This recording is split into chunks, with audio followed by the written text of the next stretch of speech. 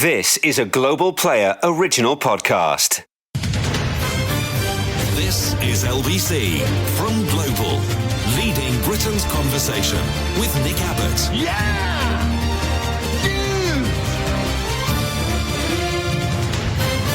You know, some whack job can say this stuff and get away with it. Messages from last night. Tina in Abervale says, I find the history of World War II fascinating. It's a hobby of mine. But when on earth are they going to stop comparing today with the 1930s? Totally different times. Leave Adolf and Winston in the past where they belong, says Tina.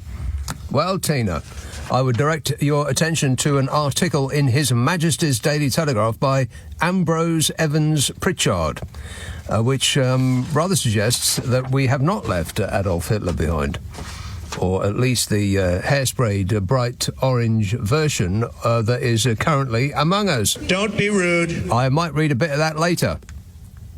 Evan in Wales says the Tangerine Tantrums birthday parade was awkward and hilarious in equal measure. Half the participants looked like extras in wrongly sized clothes who didn't know where they were. The commentary, accompanied by a cheesy country soft rock soundtrack, reminded me of a ride I went on in Disneyland in the 1980s. Yeah, I went on that. I think it was, it's a small world, so let's blow it up. Pretty sure that's what it was called. I bet the American people feel so much safer now, says Evan. Probably not, no. David Paul says, Nick, did you see the nasty ew are going to stop us eating smoky bacon crisps? What? No, I did not see that. He said, sticking their nose in just because the flavouring is carcinogenic. How dare they think of our health? I bet Uncle Nige would let us all eat smoky bacon crisps if we want. Yeah, he'll probably make it compulsory. I'm a nutcase. Yeah. Oh, the right-wing papers are so desperate to try and make that happen, to make him the next Prime Minister of the next and last Prime Minister of this country. I mean, if you want to know what would happen in this country under a reform regime, then just look at what's happening in America, because they're the same people. Same people, same aims, same money. This says, Nick, cows get that big, and we were discussing cows at length. He says, cows get that big eating grass because of the ruminant digestive system. It's amazing, it says. They get protein from the bacteria living off the grass being processed in their stomachs. Ew. That sounds awful. This says, in the Netherlands, when cows are released into fields after being kept in barns over winter, they jump around excitedly.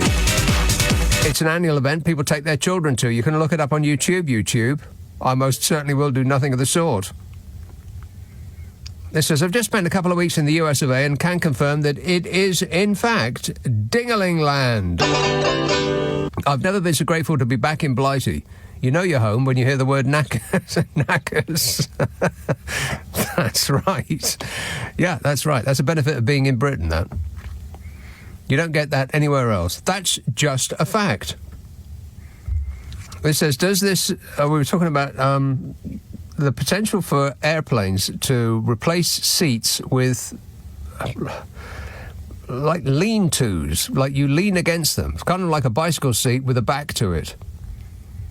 Sort of like you would get on the pillion of a motorbike. In a plane.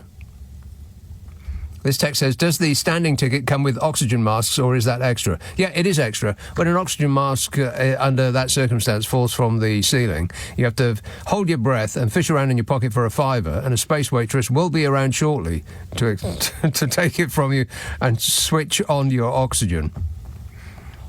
No pressure, but if you want to breathe, you better have a £5 on you. David Paul says, Nick, with double the number of passengers standing on these aircraft, where will all the extra cabin bags go? It's a mad scramble now. No one puts a case in the hold anymore. The overhead lockers are crammed full. Yeah, well, that's true. You can't put it in under the seat in front if it's not a seat. Richard in West, how many more of these have got to go? Not bad. Richard in West Sussex says, good evening. Happy longest day of the year. Oh, yeah, that's right. It was hippie central over at Stonehenge. Groovy. Stonehenge. Yowza. Yeah. Richard in West Sussex says, good evening and a happy longest day of the year. I'm an ex-British soldier, and if I'd marched like the Americans, when I was in the British Army, I'd be in jail. Yeah, that's right. Yeah, that was embarrassing. And I'm kind of surprised that we didn't hear more about it. I think that Donald Trump was so appalled because it was so not what he was expecting or wanting. His little march for his birthday. Who's a birthday boy? He just didn't mention it at all. I mean, I'm kind of surprised that there weren't mass firings all round, but I suspect that would have just drawn more attention to what an absolute colossal disaster it was. I mean, it was a worldwide embarrassment. I've never seen anything sillier in my life. One particular, probably the highlight, apart from the look on Donny's face, was that guy wandering down the road holding a drone in the air. Ladies and gentlemen, the might of the American military. Oh, shut up! This says you could have standing passengers on a plane if they strapped you upright to gurneys like Hannibal Lecter. That's very true. And you also would save a lot of money because you wouldn't have to buy any food because they wouldn't be able to push it in your mouth. This says, I remember reading an article about an oversized man who had to pay for the use of 2 seats on a plane. Unfortunately, when he got on, the seats were not in the same aisle.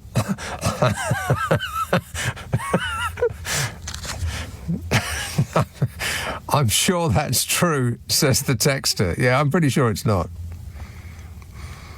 This one says, it's discrimination to weigh people to get on a plane. Richard Osmond is 6'7". Should he pay more before he's tall? Yes, he should.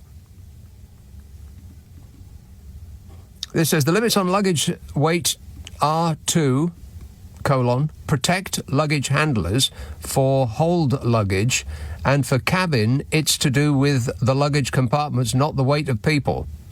Well, I'm sure a plane needs to know how heavy it is before it fuels up and takes off. I mean, isn't that vital information for a pilot person to know? Pretty sure it is.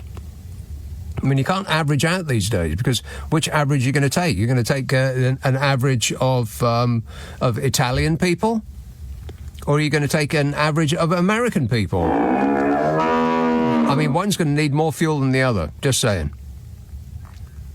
Di texts, Nick, over 70 years ago we had chickens in our garden. A frog wandered in looking to cross into next door. Oh, no. I was horrified by the result. It was mobbed by the chickens that dismembered it in seconds. Oh, God, really? Being a kid, I shrugged it off rapidly, but now you've made me remember it, says Di. Yeah, sorry about that, Di. Very, very apologetic. I am very sorry that I screwed up. Totally screwed up. I mean, I am so sorry. You just don't know how sorry I am. I'm sorry. I'm sorry. Yeah, apologies. Somebody described them yesterday as little dinosaurs, and I guess that's exactly what they are. I mean, if you think back to the you know the dinosaur movie? Yeah, that one. They do look a bit like raptors, don't they? Well, it's probably exactly what they are. Shrunken raptors. Poor little chucks. It says, morning, Nick. What? I guess it was morning yesterday when he sent it. Yesterday would be a great film if it didn't have Ed Sheeran in it. Well, I was a little surprised when Ed Sheeran himself showed up in it, but he didn't ruin it. I mean, it's not like he burst into song or anything. And I will fly the flag for the white LP, he says. It was a brave and wildly eclectic art statement and better than any other Fabs LP other than Revolver or Abbey Road. Incorrect. It's not a good album. It would be an okay single album, but it's a pretty bad double album. And I don't know why people stand up for it. Because I guess it's just because it's got the Beatles written on it. Julie, or actually doesn't. Or no, it does, isn't it? It's on embossed. It was embossed into it. Julius texts, L-I-R-C-C. What does that mean? L-I-R-C-C. I don't know. Maybe it's a typo. Just carry on and we'll find out. The Beatles' White Album, in addition to Back in the USSR, had Blackbird and Julia, 2 songs at least worth a listen for their melodies and exemplary harmonic motion, even if you give the rest of it a miss. Well, that's exactly what I'm saying, Julius. It would be an okay single album, but it's a pretty bad double album. Much of it's absolutely unlistenable. And let me say again, Revolution number 9, appalling. 0345 6060 973. Bagshot. Hello, Charles. Hi, thanks for taking my call. Charles. Just something, you like a bit of a laugh. During Trump's military parade, one of his team, I think Rebecca Koffler, did you see her little drunken interview from Fox? She was taken off the air pretty quickly. I think she's a former now, going to be a former member of the Trump admin. You've got to get that on the radio. It is hilarious. It is radio gold. Yes, I did see that, and she was disappeared pretty swiftly, even from Fox News. It was hilarious. Yeah, well, she was enjoying the day, no doubt about that. It looked like she'd been enjoying the day from the previous night. All right, good work. Thanks a lot, Charles. Keep your eyes peeled. Can't take your eyes off the set for a moment these days. Oh, and somebody was talking about just exactly that. Phone news alerts. There's this big to-do about the amount of alerts that we get on our phones. I'll get into that in a minute. But first, Meghan news.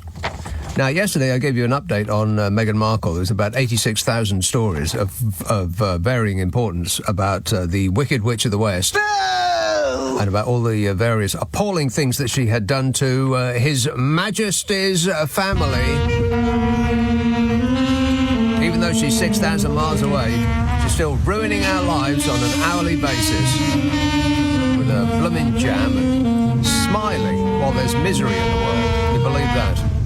OK, here are today's headlines. Meghan is accused of being a copycat again. Copycat, get it? Duchess takes to a swing to promote her new As Ever products in snap that is very reminiscent of the Princess of Wales. And I know what you're thinking. You're thinking, which one's the Princess of Wales? Yeah, exactly. No idea. Can't keep up. They keep awarding themselves titles and badges. Here's another one. The shocking decision Prince Harry and Meghan Markle made on Prince William's 37th birthday. Shocking.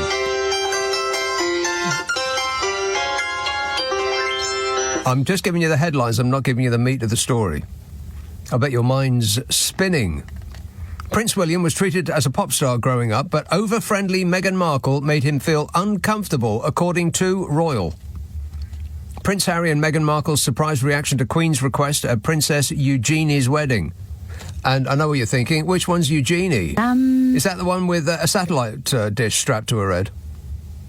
Or is it the other one? Meghan Markle has been accused of gaming fans as her new As Ever products sold out within just minutes. Is Netflix actually pulling the strings of Meghan's business As Ever? The subtle clue she let slip. Meghan and Harry broke people I know. Some former employees said they had PTSD after her incendiary lie claim why Meghan's truth is far from the truth about what happened at the palace. The lucrative reason Prince Harry and Meghan wrecked any chance of a compromise with the royal family during Megxit, royal author claims. Meanwhile, Kate Middleton's 5 signature fashion looks and how she's transformed the standard for royal style, which doesn't have anything to do with Meghan apart from to contrast her with the delightful Kate. Isn't she an absolute dream? Now you're all caught up. This is LBC with Nick Abbott. Call 0345 6060 973. Text 84850. Alexa, send a comment to LBC. Hello? Number, please. Trying to connect you. Sorry to keep you waiting. Yes, Graham in Totnes. Sorry to keep you waiting. That's okay, Nick. I was listening to you this afternoon on Catch Up. Oh, yes. And I just wanted to reassure you, really, because you were obviously a bit concerned about all this adulation you've been getting from James O'Brien and his listeners. and just to reassure you that actually you're much better. There isn't any. Oh, there's loads of it. I've heard it direct. And you're actually much better at this than you think you are, I think, is the answer. Right. And the reason I say this is because last evening, or as I heard this afternoon, you said that nothing in England works anymore. Nothing in England works anymore. You said exactly that, and at precisely that moment, my cordless lawnmower ceased operating. What? Really? Absolutely, yes. So what I'm wondering... That is spooky. it's very spooky. And the other thing, I suppose, I mean, you might think I ought to ring up Daniel Barnett or the solicitor before you, because I'm wondering where I ought to send the bill in if you've got this sort of power, you know? I think that you should send the bill to Meghan Markle, because she probably had something to do with it. You think so? Yes, that wicked witch is interfering with your gardening business. Oh, shocking. Isn't she? And I was having such a good day until you told me that. Never mind. I mean, that's life. Full of little disappointments, isn't it? Thanks a lot, Graham. Don't listen to Catch Up. Listen to Nick Abbot, The Whole Show podcast, which I think that you will find, well, I don't think, I know you will find is exclusive to Global Player and the new LBC app. Ask for it by name. On either of those devices, Nick Abbott, The Whole Show podcast. The idea is we take the news and most of the ads out. Mostly. Which means it takes less time to listen to, which will give you more time to contemplate how evil Meghan Markle really is. Bootle. Hello, Sarah. Hello, Nick. Sarah. Nick, you were just saying about the famous Farage yet again. Oh, yeah. And him being anointed by the press as the heir apparent to be a prime minister or dictator in waiting. Right. The trouble is, the way things are shaping up, you can't tell the difference between him and Starmer. I mean, apart from the colour of the tie, because they both behave like right-wing dictators. Both of them hate the poor. Both of them hate the sick, and both of them hate the disabled. Want to get rid of them with pollution and booze and crap food, and the other one to just get rid of them with drugs. And he thinks, and the press go, aren't they marvellous? They're doing the right thing for Britain. And I went, who are you kidding? But both of them must have been on something, because both of them really and truly need to see a decent shrink, because they've all got issues, daddy issues, or come to think of it, silly issues to do with phobias. One's got a fear of doing a hard day's work, and the other one's got a fear of anyone who's poor. I mean, really and truly, they really do need a good psychiatrist. I mean, I'd recommend one, but I can't. But there's no decent ones about. How many have you been through? Oh, not me personally, but plenty of the politicians I've come across have. I mean, let's be perfectly honest. Have you ever met one who's straight? Most of them all got corkscrew legs.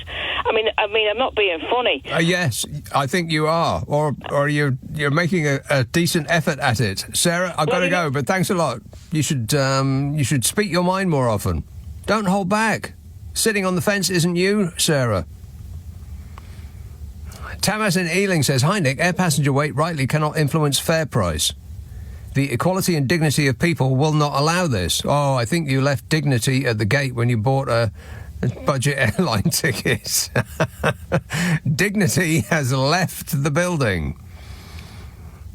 Clothes, it goes on. Clothes, too, come at set prices across the size range of a model, despite larger people needing more fabric than smaller ones. Yeah, that is true. But I think most clothes, the price isn't in the fabric, it's in the making of it, isn't it? It's in the designing and the packaging and the transport and then the retail and all of that. It's the very, very small amount is about the actual fabric itself, unless you're buying something that's really incredibly high-end. And then I don't... I mean, I've never seen it, but then I haven't really looked. But I've never seen an item of clothing that is cheaper if it's small, unless it's children's clothing, of course, than a larger plus size. But I don't think it's the fabric that's the thing. And, you know, if you have to pay more for heavier luggage, then it does make sense, dignity aside, that you should pay more if you're a heavier person, doesn't it? Craig in Clacton-on-Sea says, hi, Nick. Can I add Trumpty Dumpty to your list of alternative names for President Trump? Well, let me think about that for a moment. No. Let's have Merthyr Tydfil. Hello, Jeff. Hiya, Nick. Jeff. You mentioned again the funny that ambling American soldier waving his drone about, yes, as if he just had it for Christmas. Yes. And he's very, very upset, the look on his face, because it obviously came without batteries. Yeah. And all the shops are shut because it's Christmas, and he won't be able to buy any for like a week. Well, anyway, I was scrolling through the various things on Facebook, Twitter, and all the rest of it. And I came across, do you remember Andrew R.T. Davis? He was leader of the Welsh Conservatives in the Senedd in Wales. Right. Do you remember him? Apoplectic slaphead. Do you remember him? He got in a real paddy about 20 miles an hour. And he got so annoyed, and I think he's been flirting with a political party other than the Conservatives, who shall remain nameless. Mm-hmm. You know who I'm talking about. Yeah, I have absolutely no idea who you're talking about. We've got a few idiots in our party. But I have an idea. Well, anyway. I don't have an idea, and I do have an idea in that order. Okay. Well, he produced this thing. He's obviously, somebody was filming him, and he said it was about a thing called blue tongue. He's a farmer. Blue tongue is a livestock problem in England, and what the Welsh government have tried to do was restrict livestock movement. Okay? So he comes on and says, look, it's nonsense what the Welsh government have done, because it's nothing to do with the movement of livestock. It's all to do with English flying midgets coming over the border. What? And I was quite flying midgets. Yes, that's exactly what he said. Midgets, not midges. Midgets. Flying midgets. And he went on to explain. I mean, is this part of a war that is developing between England and Wales? Are we loading cannons with midgets and then blasting them over the border? You should look at it. It's absolutely hilarious. And he went on mentioning the flying midgets, and I just couldn't. And then I twigged. Yes, it's midges. Midges, yeah. which got him in a rare old paddy, and he was he could hardly speak with temper. That's the way he is. And I just thought you could try to find it somewhere to give you some amusement in this mad world. Yes, well, I am in search of amusement, there's no doubt about that. And I think he'll fit right in that party. We've got a few idiots in our party. Yeah, I think he'll feel right at home. Thanks a lot, Jeff. Watch out for those flying midgets, by the way, because if one hits you on the top of the head, then that's it, it's curtains. All right. Take a hard hat out.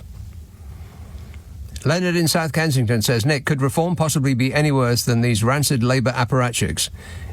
Such as the likes of Starmer, Reeves and Kendall. Could they be as vicious and cruel? Nah, don't think so, says Leonard, who doesn't think that much.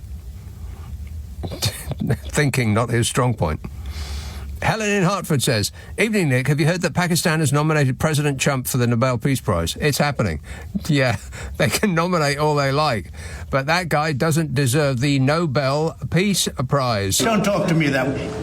I'm the President of the United States. Don't ever talk to the President that way. Belsize Park. Hello, Judy. Hello, you were just talking about things that don't work. Yes. Yes. Have a look online, although you would never do research. No.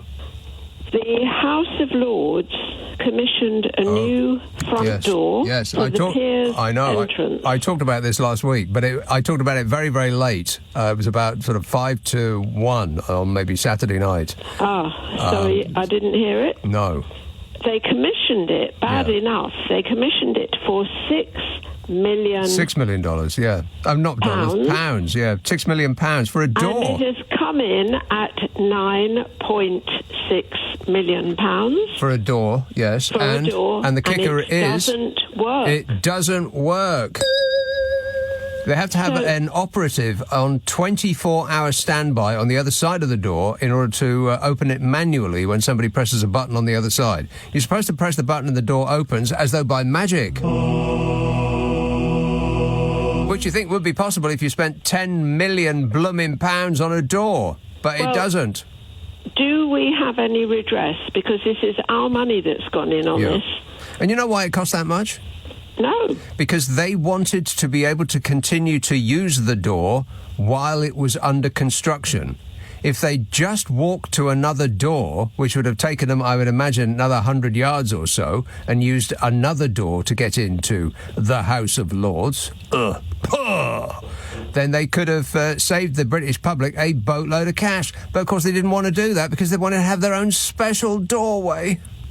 But even if they wanted to go in while it was being constructed, what has that got to do with the price? Well, everything costs more if you don't exit the area when building work is underway. As you all know, if you've ever bought building work around your place, if you leave the house and just let them get on with it, they can get it done toot sweet, or toot sweet plus 6 months, but and it's going to cost you. The original was £6 million for a door. Why? A door.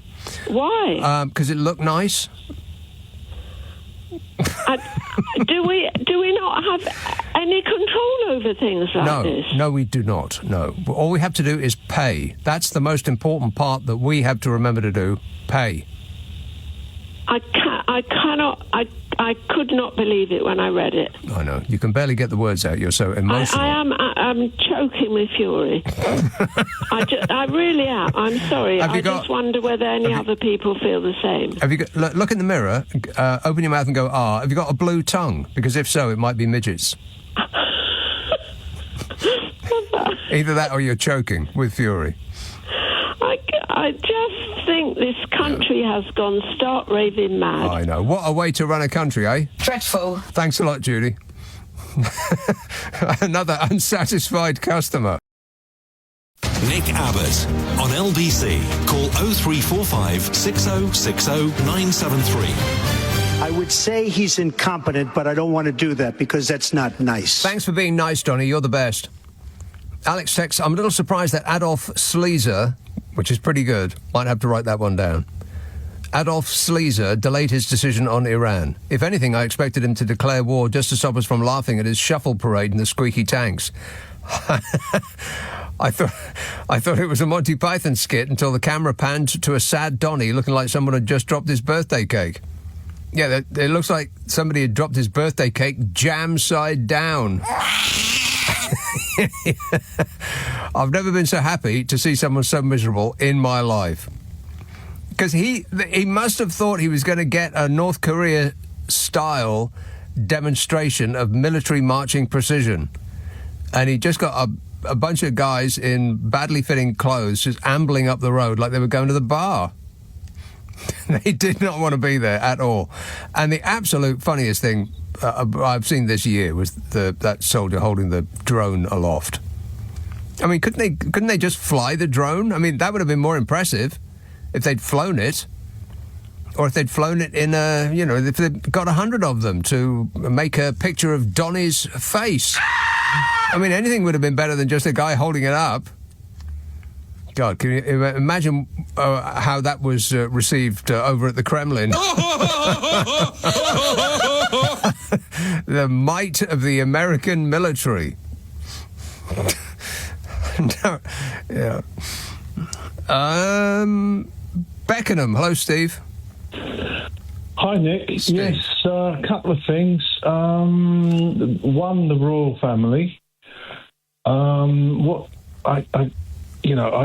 don't wish them ill at all, but what is the point? I mean, I don't quite get it, really. I know it's fodder for the tabloids, but what, to me, to my friends, to my family, it means literally nothing. It's since the Queen died, all of the glamour and the mystery has gone. Kind of like American movie stars. In the 1930s, movie stars used to be on a pedestal. They used to be untouchable. They used to be sort of godlike creatures. But now they spew up their life on Instagram. So they're just normal people like the rest of us. Same with the royal family. Yeah, and it's just boring, really. It's a waste of money, and it's kind of silly, And as I say, I bear them no ill will. But but I just wish we could grow up a little bit and become more like France. Well, yeah, like a republic This is why I think that the press are so. Hang on. This is why I think that the press are so furious with Megan and Hazza and Sparkles, is because they were the ones that brought the glamour. I mean, they were the good-looking ones. I mean, Kate's good look. Kate is good-looking and all, but Will's not so much. but Hazza and Sparkles, they had a bit of, Yeah, they did. And so the press was really counting on them to be big because they wanted to put them on the front. They wanted to put Meghan on the front page of magazines like they did to Princess Di, because every time they put Princess Di on the front page of a magazine, they would double their sales, which is why they did it so often. But since the Queen died, that magic has gone. It completely, and I had a vestige of because my mum loved the Queen, blah blah blah, and my mum passed, and I thought, okay, fair enough. But now, once the Queen's gone, let's have a discussion about this. Let's talk about this. And but not on this show. Yeah, not on this show though. But okay. You said a couple of things. Well, the second thing is, Nick. Yes, you are so wrong about the White Album, the Beatles album. No, I'm not. I know it's called the Beatles, but you must put it on. I know you're going to hate me for this, but you put it on the mono on a stereo. I listened to it on headphones on a long train journey, which was delayed by an hour and some, so I had plenty of time to enjoy it. And I thought, well, I'm not really into it, but I forced myself to listen to the whole thing.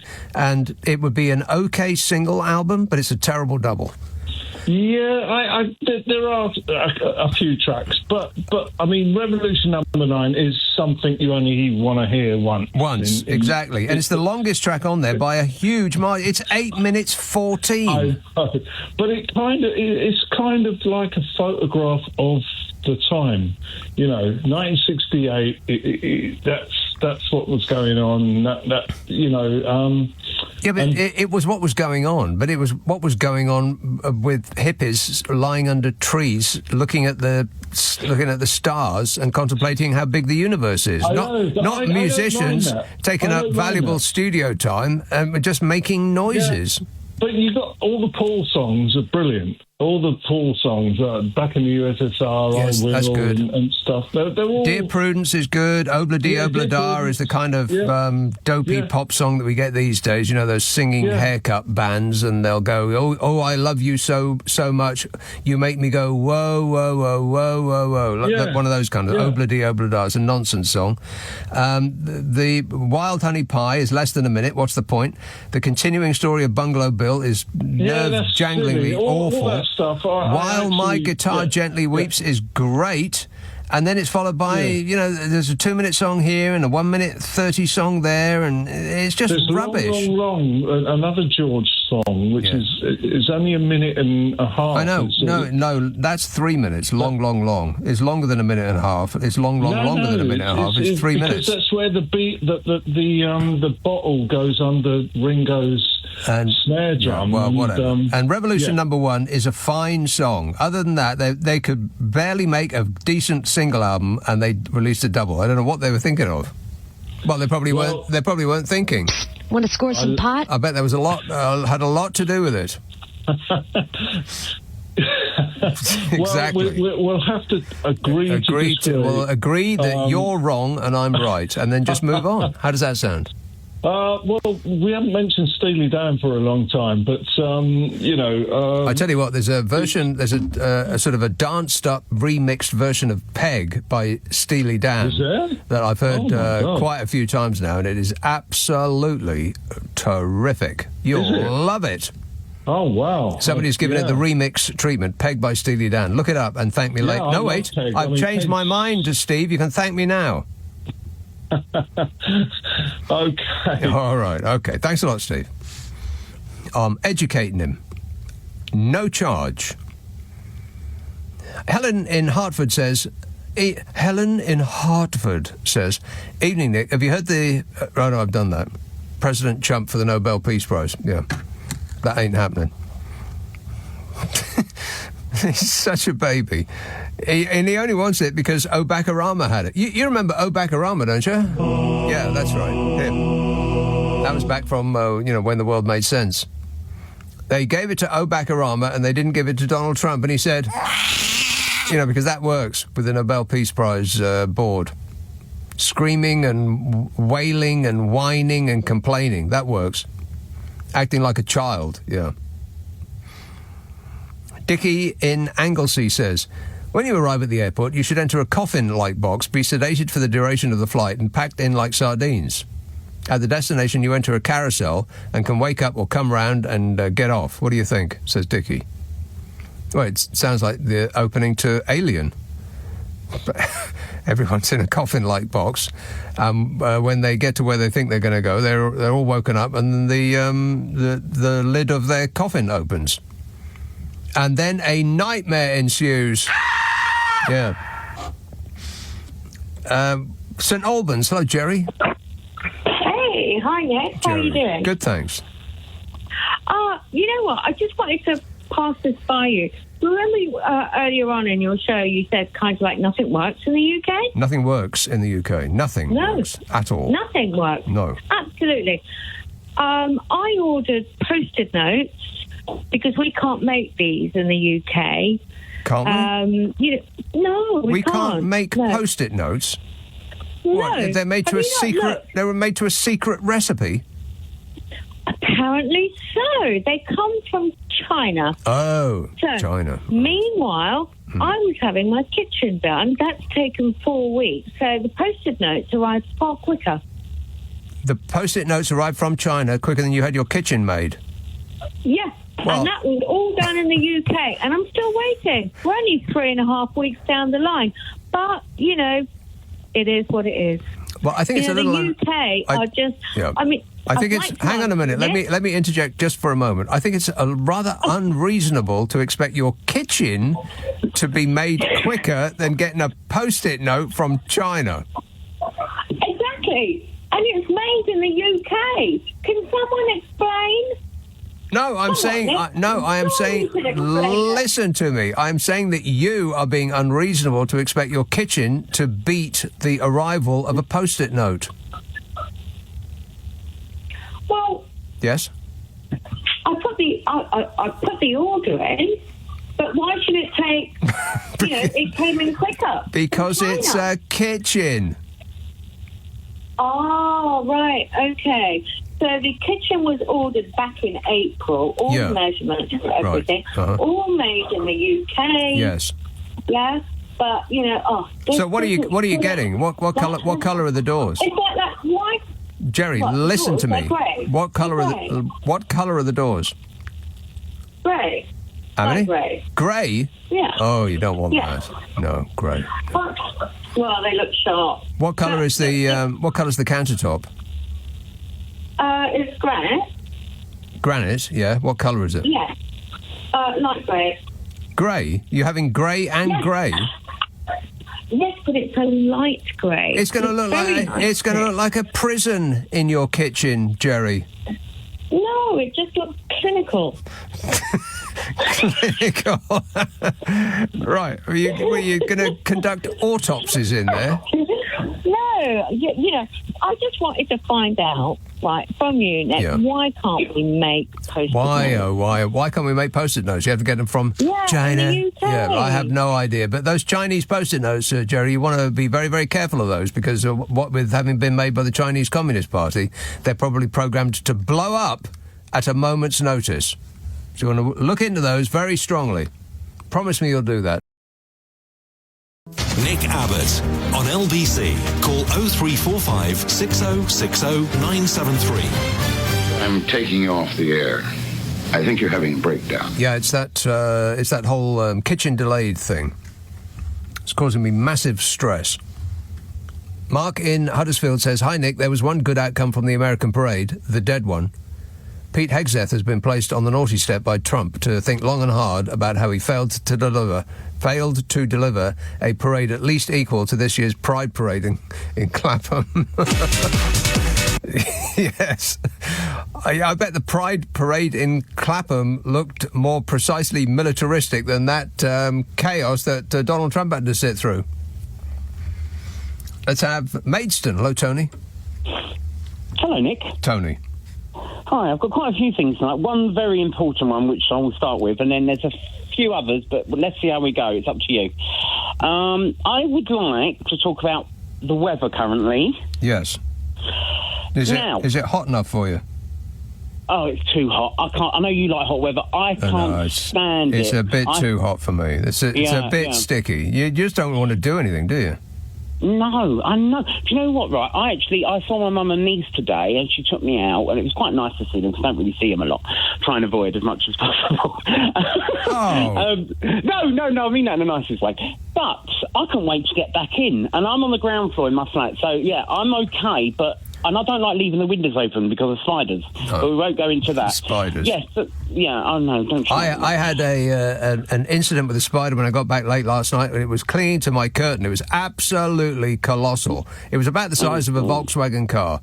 It was huge, and I tried to knock it off the curtain, but it just started parading up and down the curtain and around the back, and we were having like a game, but it wasn't it wasn't funny to me. And eventually I did knock it off, and I grabbed it. Everybody should get one of these. It's like it's like it's about 2 foot long, and you've got a pistol grip on one end, and some filaments, like nylon filaments, on the other, and they splay open ordinarily, and then you pull the pistol, then they close. So it closes around the spider, but it doesn't actually hurt it, for those people who don't want squashed spider all over their curtains. And it holds it there until you take it outside, and then you open the thing, and it drops to the ground and scurries away. Oh, okay, that sounds perfect. So I know you've got a lot of fans, so if anyone's listening, if you send Nick a gift, make sure you send 2 of them, and then you can give me one. I've got one already. Somebody sent me one already. Yeah, I know. I remember that. But I had because I remember speaking to you about a year ago. This was last year.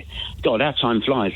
And I bought one, but I think I was a bit too harsh with it, and it broke. Yeah. They're very delicate. Yeah, they're not particularly well made, but I do maintain that it is the best way to deal with that whole spider issue, because you're holding it, but you're not holding it in your hands or in something where it can escape and go up your sleeve, or something awful like that might happen. Yeah, and there's a distance, and you can't miss it. Because when I see them, I literally... Look, it's actually having a big impact on my life. That's why I don't like this. No, honestly, it actually does. You've got September coming in October. They are the months I don't like. Yeah. But, so you're a bit... Because I always miss them, and that's the problem. And then I can't... Yeah, and then I have to call... I've literally called the 5th grade. That's a joke, but anyway. So weather. Now, I am into weather. When I was younger, I always wanted to be a meteorologist. This is why I like your weather forecast, normally on a Friday, if there's not some big headline happening, which always happens on your show. And you remember when you said that you had like 17 consecutive days with Ukraine? I said to you that it only happens before your show. Mm-hmm. The attempted assassination with Trump happened just before your show. Right. Do you remember? All major events seem to happen just before I come on the air. Anyway, weather. So I'm into weather. Now, I've never known it to be this hot consecutively. Now, I wrote down some numbers. 1976. I don't know how old you are, but 1976. That was, I can't remember how long, but it seemed like it went on forever. But then since then, not much. I was born in 87. Right. So anyway, so I'm in Maidstone.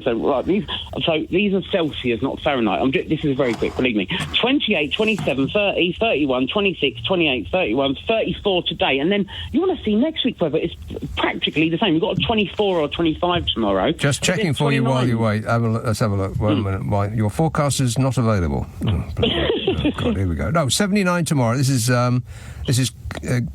for some reason, I don't know why, but news organisations quote the temperature in Kew Gardens. I mean, I guess they have quality instruments in Kew Gardens. But in central London, let's have a look in central London, because it's normally hotter there. Oh, my God. It's going to be horrible on the tube. Absolutely awful. Unbearable. 79, 76, 79, 79, every day the same. Good grief. Have you noticed that when you get on the tube, I used to live nearer London, I'm not so much now, maybe in the future, who knows, everyone looks like they're dying. Yes, they do, yeah. No, they do.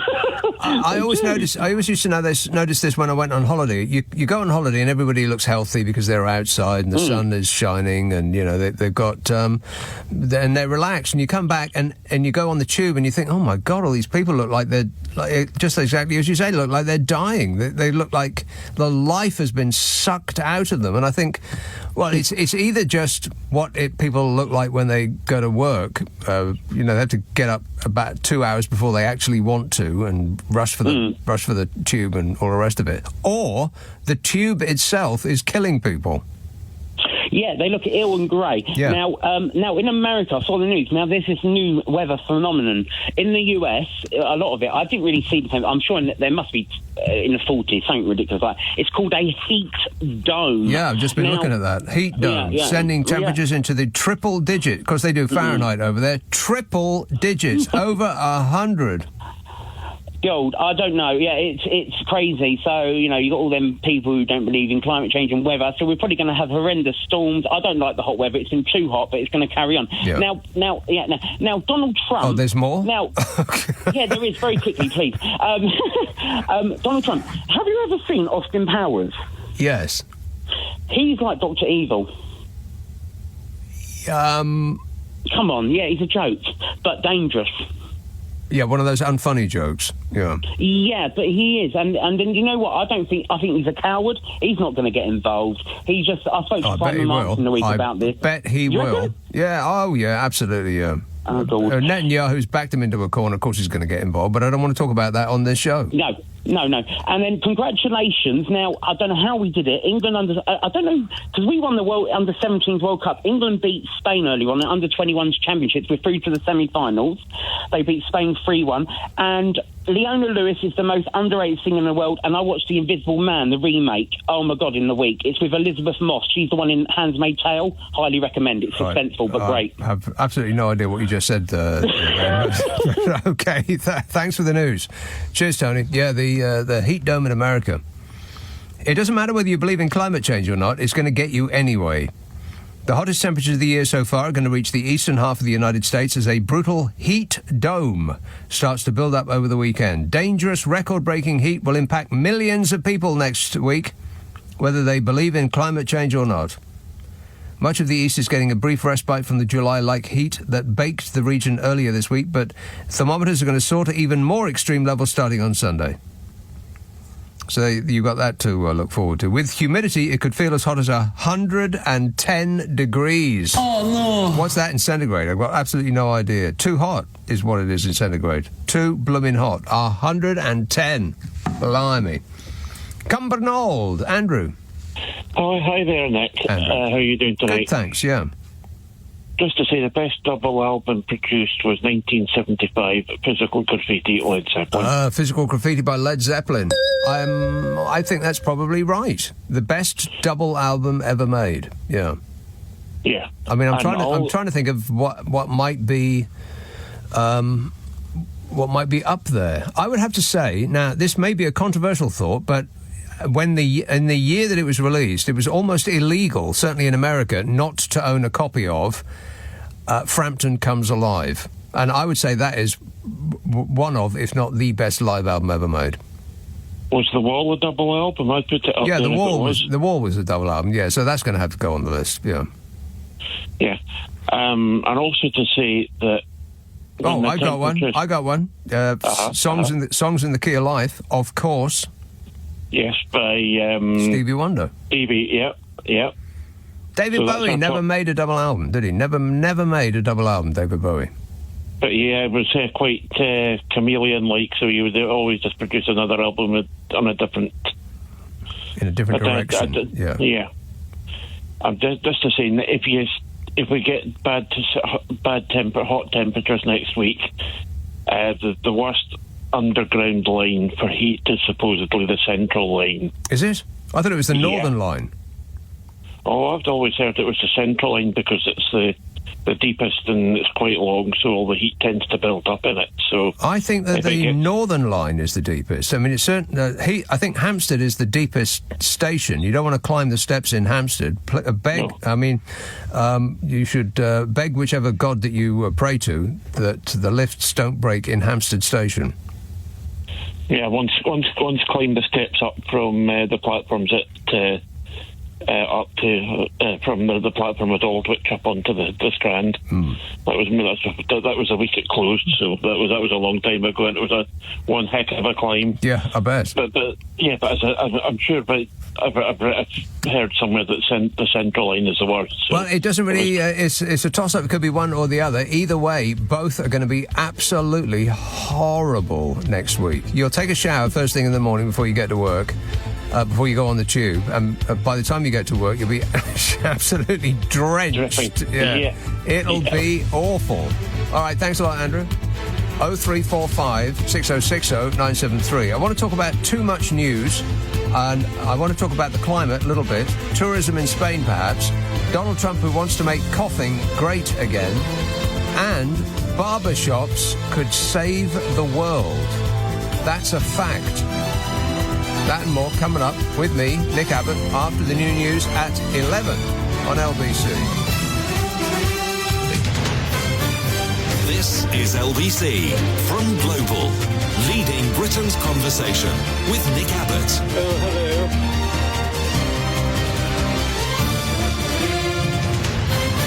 hello. Everything is going extremely well. You bet your life it is, but I made an error. What? Yeah, can you believe that? I made a mistake. Write it down. David Bowie did make a double album. It was called Stage. I actually saw that tour, the Isolar tour. And I only know it's called the Isolar tour because I got the David Bowie Monopoly game.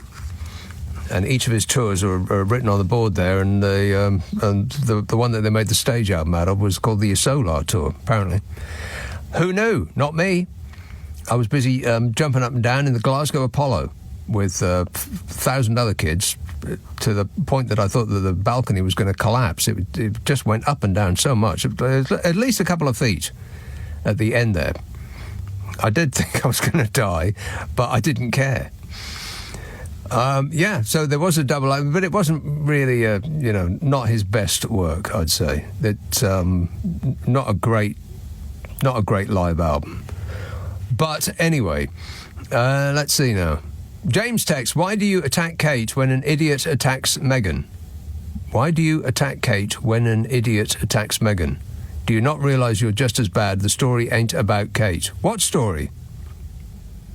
The story? What story? There is no story about Megan other than the ones that they're just making up. Paul in Shoreham says, Nick, this week I read that Steve Bannon was going to the White House to meet with Trump, and I felt relief because Bannon is known to be opposed to military intervention. What kind of world are we living in when Steve Bannon and Tucker Carlson have become the voices of sanity? Yeah, I know. What a way to run a planet, eh? Dreadful. I can't believe it. Steve Bannon and Tucker Carlson are actually the voices of sanity, yeah. I mean, Tucker Carlson was having a ding-dong with Ted Cruz. I can't remember who was interviewing who. I think Tucker Carlson was interviewing Ted Cruz. And, blimey, they hate each other. That was hilarious. But one half of MAGA land want the President of the United States of America, which is Donald Trump, if you can believe that. I'm president. Can you believe it? No, we're still stunned, Donny. I can't quite get over it. How did that happen? I love the poorly educated. Oh, yeah. But yeah, half of Magaland want Donny to get stuck in straight away in Israel because, not in Israel, in the Middle East, because that always works out well when America goes into a war with a country in the Middle East. When has that ever gone bad?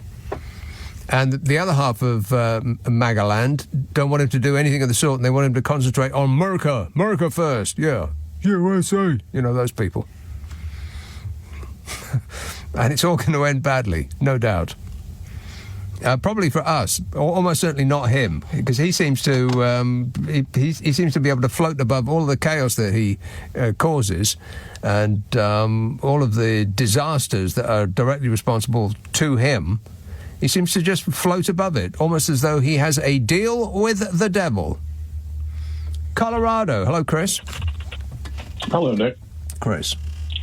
I had an amazing sentence from your show the other day. Somebody called in and said, "My maiden name is Fortune." I would read any book that started off that way. Right. But I called in because something gelled, I don't know, listening to you and James O'Brien. Why do we vote for the politicians that we do? Why do we do the things that we do?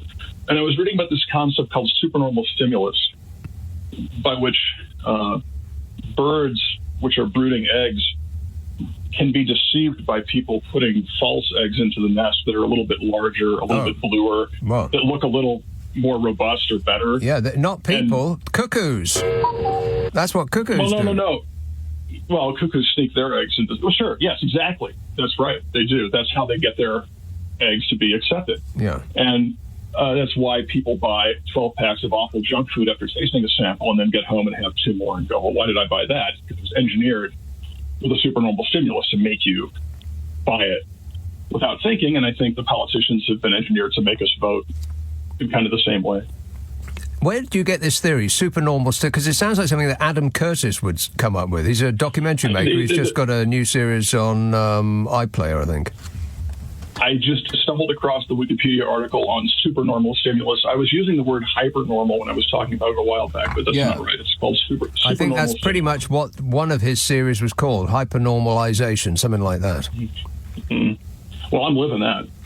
Yeah, aren't we all? Yeah. Everything's just a little bit too real and surreal. Uh-huh. And also, I want to hurry to agree with Tony and Maidstone that mayonnaise is terrible.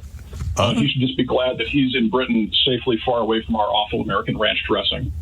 Ranch dressing, yeah, I remember that. What's in that exactly, apart from chemicals? Prayerfulness, I think. It has this sort of mystery, gelatinous nature, doesn't it? It's like, what is this? It's almost like it doesn't touch the food that it sits on. You're right. Yes. It doesn't wet the surface. It is too much surface tension. Yeah. Okay, good work. Thanks a lot, Chris. From Denver, Colorado.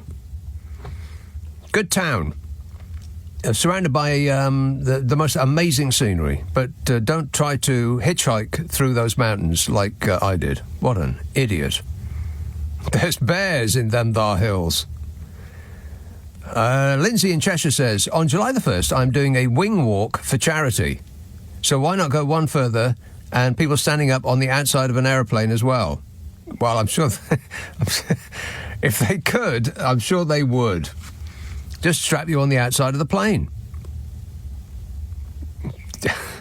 You'd have to bring your own refreshments because the space waitress is definitely not going to serve you on the outside of the plane.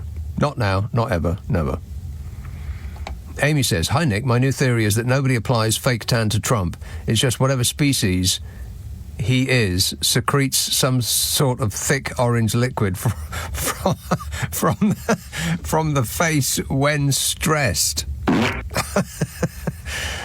Wow, that is some imagination you got going there, Amy. I would write some of your thoughts down. You just never know. It could come in useful one day. If you write them down and put a story around it, then by this time next year you could be either in jail or a millionaire. Right, let's talk about the news. Not just any on, by which I don't mean a story in the news, I mean the news. It has become a feature of modern life. Millions of phones simultaneously buzz or sound the alarm as users are notified of breaking news deemed too important to miss, says The Guardian. New evidence is mounting of the prevalence of news alerts is giving rise to alert fatigue, with some mobile phone users peppered with as many as 50 notifications a day, all of which feature Donald Trump being stupid. Don't be rude. The rise of news aggregators such as Apple News and Google on mobile devices means that some users can receive more than one alert about the same story. Analysis by the Reuters Institute for the Study of Journalism found that 79% of people surveyed on the subject said that they did not currently receive any news alerts during an average week. They just can't stand it anymore. 43% who did not receive alerts said they had actively disabled them because they complained of receiving too many or not finding them useful, according to research which covered 28 countries. And I am one of those people. Read the news once a day. That's all you need. Any more than that is the road to addiction. Because every time your phone goes bing or bong, it gives you a little adrenaline hit. You think, ooh, maybe somebody's liking my new selfie. Maybe somebody's noticed I've had my teeth whitened to shine brighter than a Premier League footballer's influencer girlfriend's. Maybe it's World War III. I mean, it's all the same thing. Just tickles your brain. It juices your brain with chemicals that create a high. Like that. Turn those alerts off. Turn off the sound that pings when you get a text message too. You can't ignore it, can you? And the one for when you get an email, or any other way in which these psycho tech bros are trying to make you their slave. Turn it all off and relax. You know, we didn't need any of it in our recent memory. It's hard to believe now, but the first text message was sent in, can you guess? 1992. 1992, the first text message. That was when Elton John and George Michael sang Don't Let the Sun Go Down on Me. Madness had a hit with It Must Be Love. Rock and roll! It wasn't the Dark Ages. And none of us could even get a text message in 1992 anyway. That wasn't until the first iPhone came along. Can you guess when that was? 2007. What? Yeah. 2007 when Harry Potter 5 came out and we were only up to the third Spider-Man film. And before we had all the instant news updates that came with the smartphone, companies were built, wars were fought, relationships were made, space travel was possible, and no one ever thought of spending the evening in their bedroom, practicing their pout in the mirror all night to perfect their pose for the 100 selfies they'd take to get the perfect shot that make them look like somebody else, somebody better. So turn it off, tune out, relax and float downstream. And you can thank me later. No, wait. Phone alert coming in. You can thank me now. Thank you. This is LBC. This is LBC with Nick Abbott. Call 0345 6060 973. Text 84850. Alexa, send a comment to LBC. Hello? Number please. Trying to connect you. Sorry to keep you waiting. Yeah, I think I played that one already. Uh-oh. Mistake. 0345 6060 973. Dan says, one of the best albums ever has got to be the Kinks. The Kinks are the Village Green Preservation Society. A flop when released, but in my humble opinion, every record collector worth his salt should have a copy. I don't think I've got a single solitary record by the Kinks. Just one of those bands that sort of passed me by. They used to play the Kinks tracks quite frequently as the end, over the end credits of the Sopranos. That's sort of when they came to my attention, apart from, Waterloo Sunset, apart from that one, everybody knows that. But, yeah, I kind of like the ones they played over the end of the credits in The Sopranos. Absolutely. Don't ask me what they were. Can't recall. Dave in Poole says, Nick, today in Poole and Bournemouth we have gridlock roads with motorists parked anywhere. They like causing roadblocks. Take hot weather, add a beach, and the general public become Jack Nicholson in The Shining. Is that... I don't think that makes sense. Jack Nicholson in The Shining is more like Michael Douglas in Falling Down. We just go nuts. Yeah, we're not to be messed with when it gets warm because we're all on the edge. Don't push us because we're close to the edge. Stuart in the Dordogne texts, weigh the luggage with a person. Simple. I've lived in France for 9 months now and I can confirm that it's a far superior country than the UK. You are mugs for putting up with that. Says, this you mean? This great country here, you mean? How dare you? Jan in South Wales says, Hi, Nick. Nigel Farage will end up as Britain's Messiah, with his 5 apostles, including the sincere, dynamic, eloquent, thoughtful and well-presented Lee Anderson. What could possibly go wrong? Yeah, the amount of newsprint that's being expanded,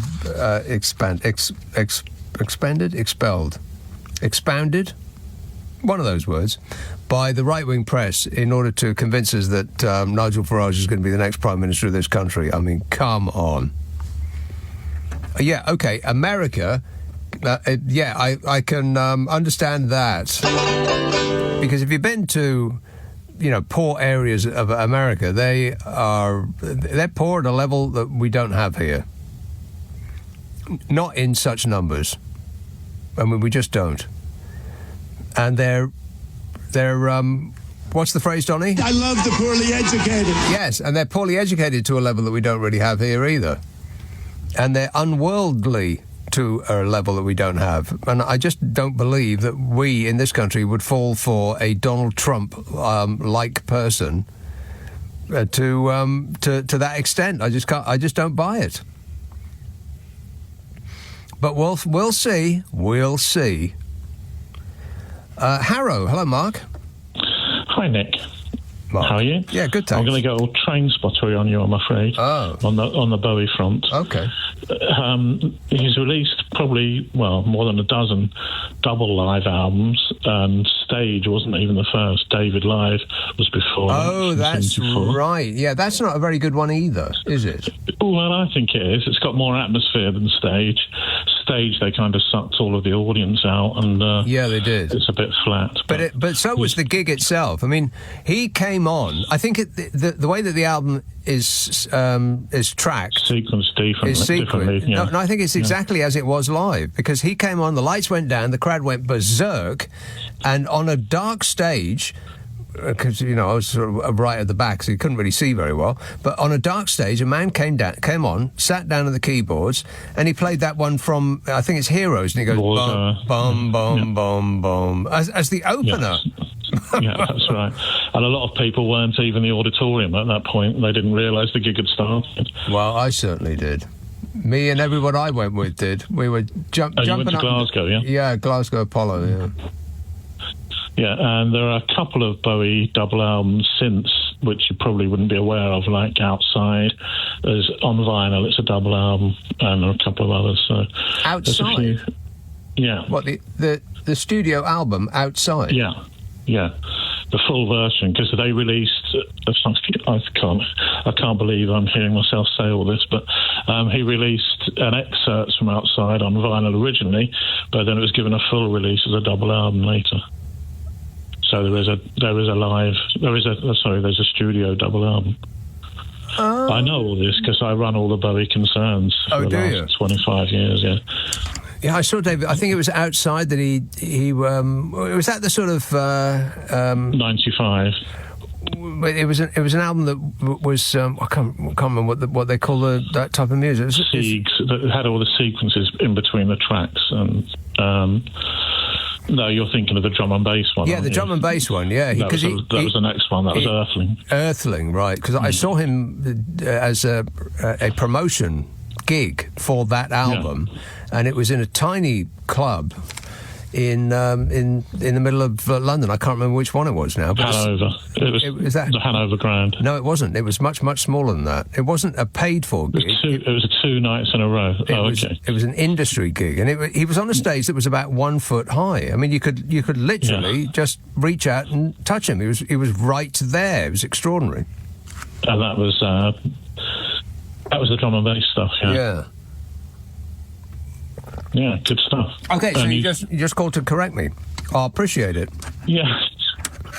All right, good work. Thanks a lot, Mark. 0345 6060 973. I do like to be corrected. Oh, I had the fader down. Oh, well, never mind. It would have worked. Never mind. Too late now. Dave in Paul says, no, read that. Stuart and Dordogne, read that one. Way ahead of myself. Jan in South Wales says, hi, Nick. Nigel Farage will end up... No, I've read that one. Good grief. Okay, I give up. Romford. Hello, Gary. Hi, Nick. Gary. How are you? Good, thanks. Yeah, I've just got three albums, Nick. I'm not sure if they've been actually mentioned, but I think they are worth a mention. Early 70s, Rolling Stones, Exile on Main Street. Exile on Main Street, yeah. I think that's one of their, classic early 70s albums. That's when they decamped to French France in order to avoid paying taxes. That's right. Yes. Hid themselves away for about a month, I think. Yeah. The other one was a year later, Elton John, Goodbye Yellow Brick Road. Right, I'm not very familiar with that. I don't think I have any Elton John in my collection. I mean, I wouldn't turn it off if it came on the radio, that's for sure, but I never was propelled to rush out and get it. No, of course, obviously the self-titled track was a classic single. I think Saturday Night, All Right for Fighting was on the album as well. All the hits. Yeah, and the other one actually was a live album. I think it was the same year by Hawkwind, Space Ritual Live. Really? I'm not sure about that. Hawkwind Live? Space Ritual Live. It was a double album, I think 73. Yeah. If I call their early album sort of live, I think it was the Roundhouse that it was actually taken from, all the live takes. Right. Yeah, that sounds awful. I mean, it might have been exciting to be there, but I wouldn't want to sit there and listen to it on record. No thanks. I mean, they were quite a heavy metal band, weren't they? Quite a taste, really. But, they were sort of a band I followed very early on. Right, well, that marks you out as a hippie, Gary. In my time. Right. Back in the day. OK, good work. Thanks a lot, Gary. 0345 6060 973. Chris in Stubbington says £9 million on a door for the House of Lords, and yet they're cutting disabled people's money. What a waste of taxpayers' cash. Do they think we're mugs? Well, let's think about that. Yes. Yes, they do. And with good reason. We are mugs. They spent almost £10 million on a door for the House of Lords. Now, OK, it's probably the most important building in the country, and so you can't just put any old door. You can't go to Wickes and buy one of the doors out the back there and just see if it fits. It's got to be a particular kind of door. But £10 million, I mean, come on. And I think they doubled in price because their lordships insisted on being able to use the Lord's door while the door was being, nailed to the wall.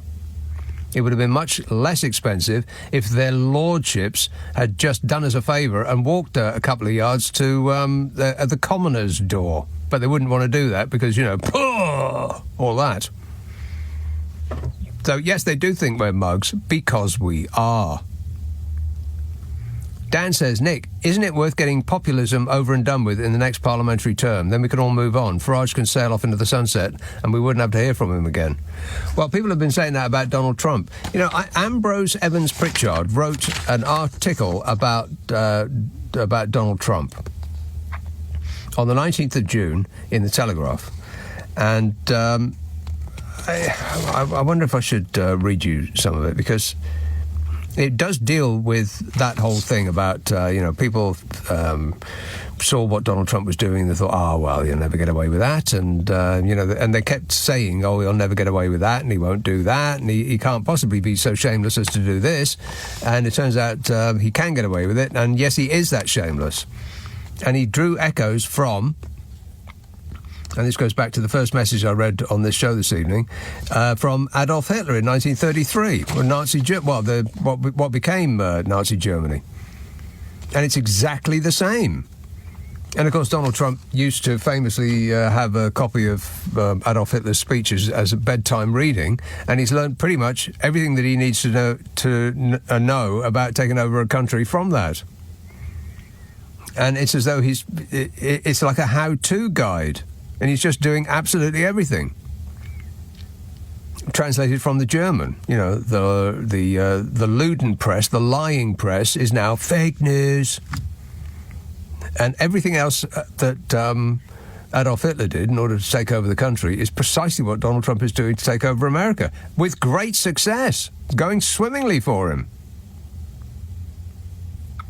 And at each step, people in the middle classes in Germany thought, you give him a little bit of rope and he'll hang himself. if you just allow him to do this or that, then it'll become unpopular and the people will rise up, and they never did. And that's exactly what's happening now. So, yeah, I wouldn't, if Nigel Farage does become the Prime Minister of this country, it won't be, it'll probably be the exact same scenario as what Donald Trump is doing in America.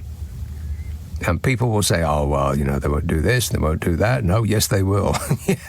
Yes, they will. But, oh, God, it's just getting more and more painful by the day, ain't it? Richard in, I don't know, he's just Richard, that's all. Never mind where he lives.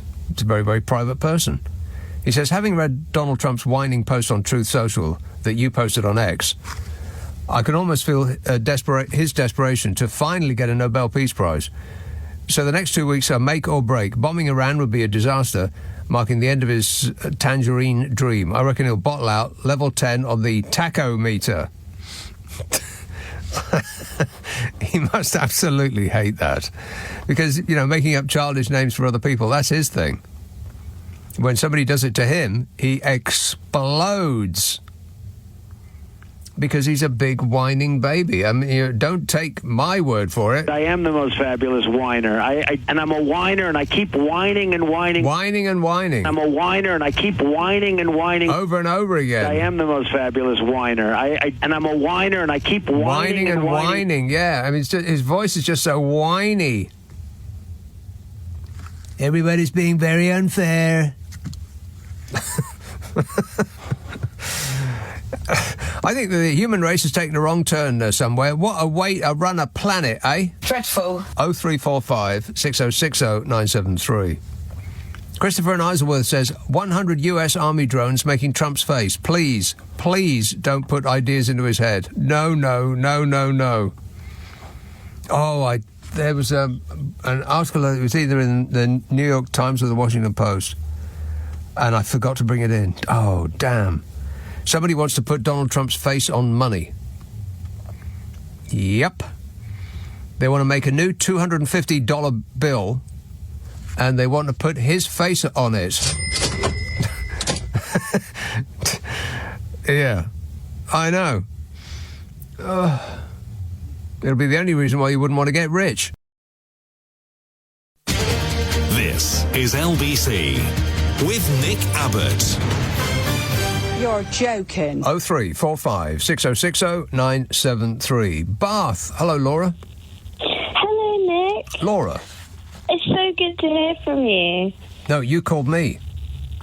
Yes. I've been catching up on your shows because the previous two, I've been out socialising. Socialising, right. Yeah. Having a nice time.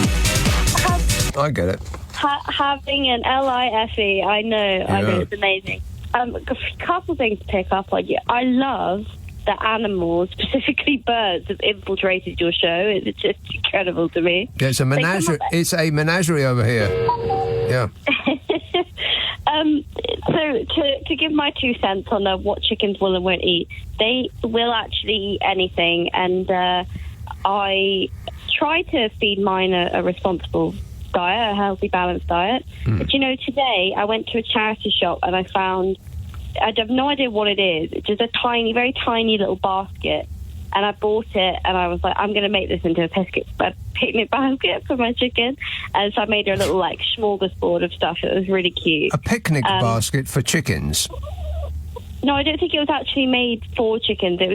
It might have been part of a doll's house or something, and they were just selling it for 50p. So I bought it and made her a little picnic basket. But hang on, what goes in a picnic basket for chickens? What do chickens ordinarily eat when they're having a picnic? They eat, for her, I gave her some dandelion leaves, some strawberries and some mealworms, because she really likes mealworms. Oh, well, that sounds like the cornerstone to any nutritious breakfast. Dandelion leaves, strawberries and mealworms. Most definitely. She's such a fan. Well, anyway, so I cast my mind back to a couple of years ago. I was on placement with a farm vet, and we were doing a castration procedure on a sheep. Oh, way too much information. Well, okay. It gets worse. So we were there. No, I don't want it worse than that. Okay, all right, okay, I'll spare you what the chickens may or may not have decided to eat. Oh, okay. All right, that's it. Show's over. I'm leaving. I want to give you some recommendations for music, and share a grievance if you don't mind. Yeah. Your glamorous assistant recommended to me "Shine On You Crazy Diamond" by Pink Floyd, and it's this super long song. Yeah. And he said just stick it out, and I was like, okay, fine. I stuck it out and was rewarded by. I mean, I think David Gilmour's one of the best guitarists in the world. However, this was not it. There's a however. You're talking about song, "Shine On You Crazy Diamond," and you were giving me a however? It might be because they use the word diamond, but it sounded like the Beatles to me, and towards the end, and it didn't really do it for me. But my comeback to that is "Telegraph Road" by Dire Straits is one of the best songs in history. No. Yes. No, you can't. I am sorry. No, I'm going to have to dig my heels in here, Laura. You have crossed a line. You cannot tell me that Telegraph Road by Dire Straits is in the same category as "Shine On You Crazy Diamond" by Pink Floyd. No, I'm not saying they're in the same category. I'm saying one of them's is in the top category, and the other one's several tiers below. Right, but you got it the wrong way round. But this song, I feel about Telegraph Road the way, like, really jazzed up Christians feel about the Bible. Like, I love that song, and I want everybody I know to listen to it. Jazzed up Christians, right? Well, because a lot of them are sort of pick and mix. I'm a Christian, but they don't want to follow any of the actual values or do any of the hard work. They just want to wear a huge cross around their neck and use religion as a weapon. Those people, yeah. Yeah, and there's one in particular who I'm thinking of, who actually doesn't have a favourite chapter of the Bible. Well, he won't talk about it. He doesn't like to talk That's about right. Yeah, he doesn't like to say that he has a favourite because, that wouldn't be nice to the other chapters. Yeah. No. But the final thing to say to you is that lovely Jan from Tooting spoke to you about pigeons last week, and I've loved the pro-pigeon propaganda on this show. Very, very pro-pigeon. Well, I'm not pro-pigeon. I know you're not, but we're niggling away at you bit by bit, and we're breaking your spirit. Yeah, okay? You're pecking at me. Stop pecking at me. But she said that wood pigeons were related to doves, but it's actually feral pigeons, the ones that are in London, they're related to doves. You actually can't tell them apart when they're younger. Oh, they're hideous when they're young. Like pigeons when they're... This is why you never see a baby pigeon, is because they're hideous. They're so ashamed of their appearance that they don't come out. They are ugly.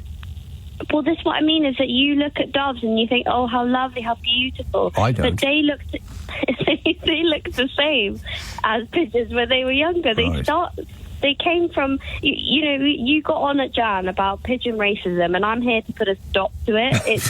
They start off the same. Birds, pigeon racism must stop now. Yes. Amen. I'm right behind you, Nick, all the way. I'm going to get a badge printed and I'll pop one in the post. All right.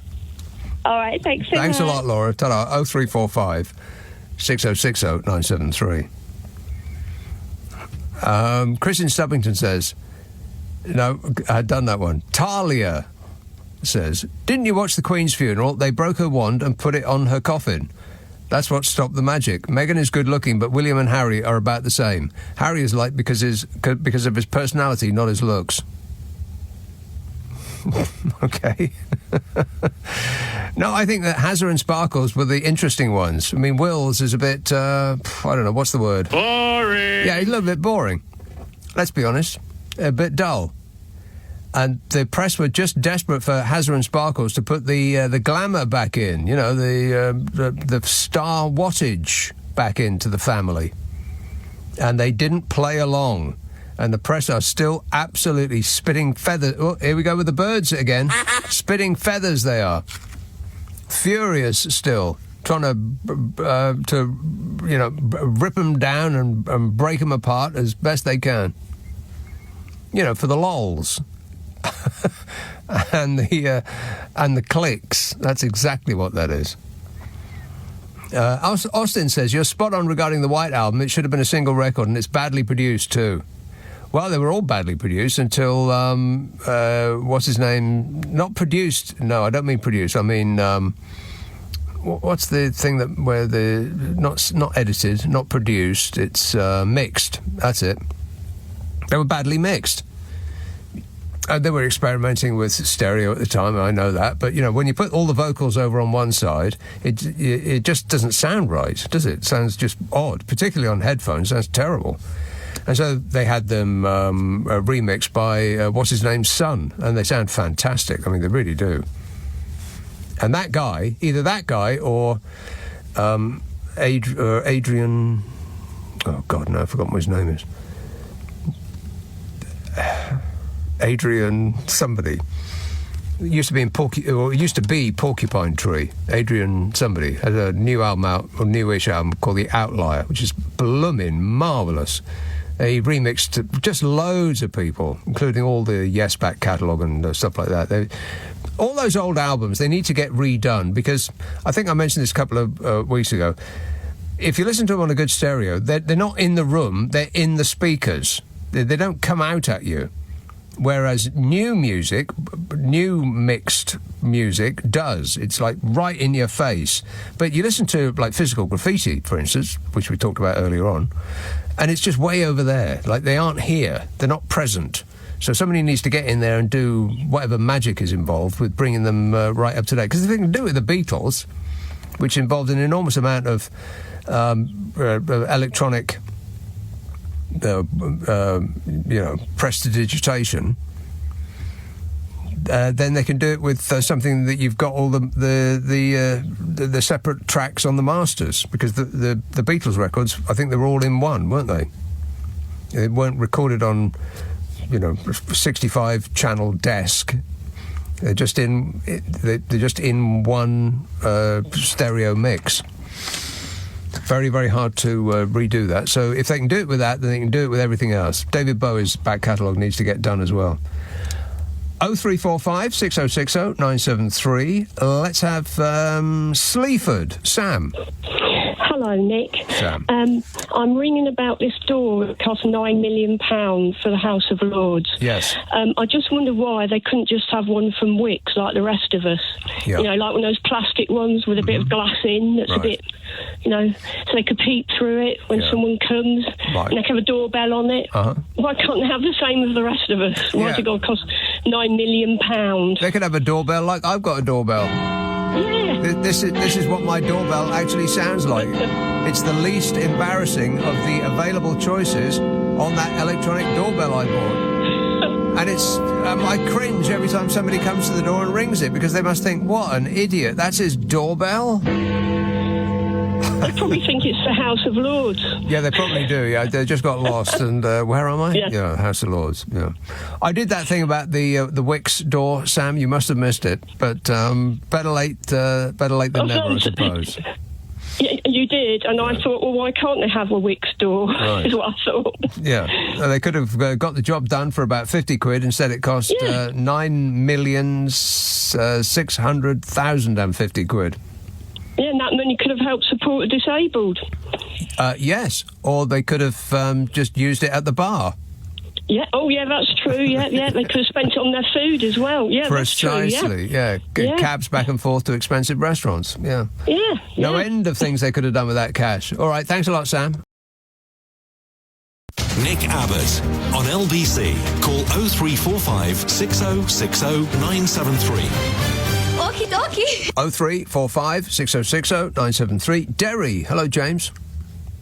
Hi, how you doing, Mike? Yeah, very good, thanks.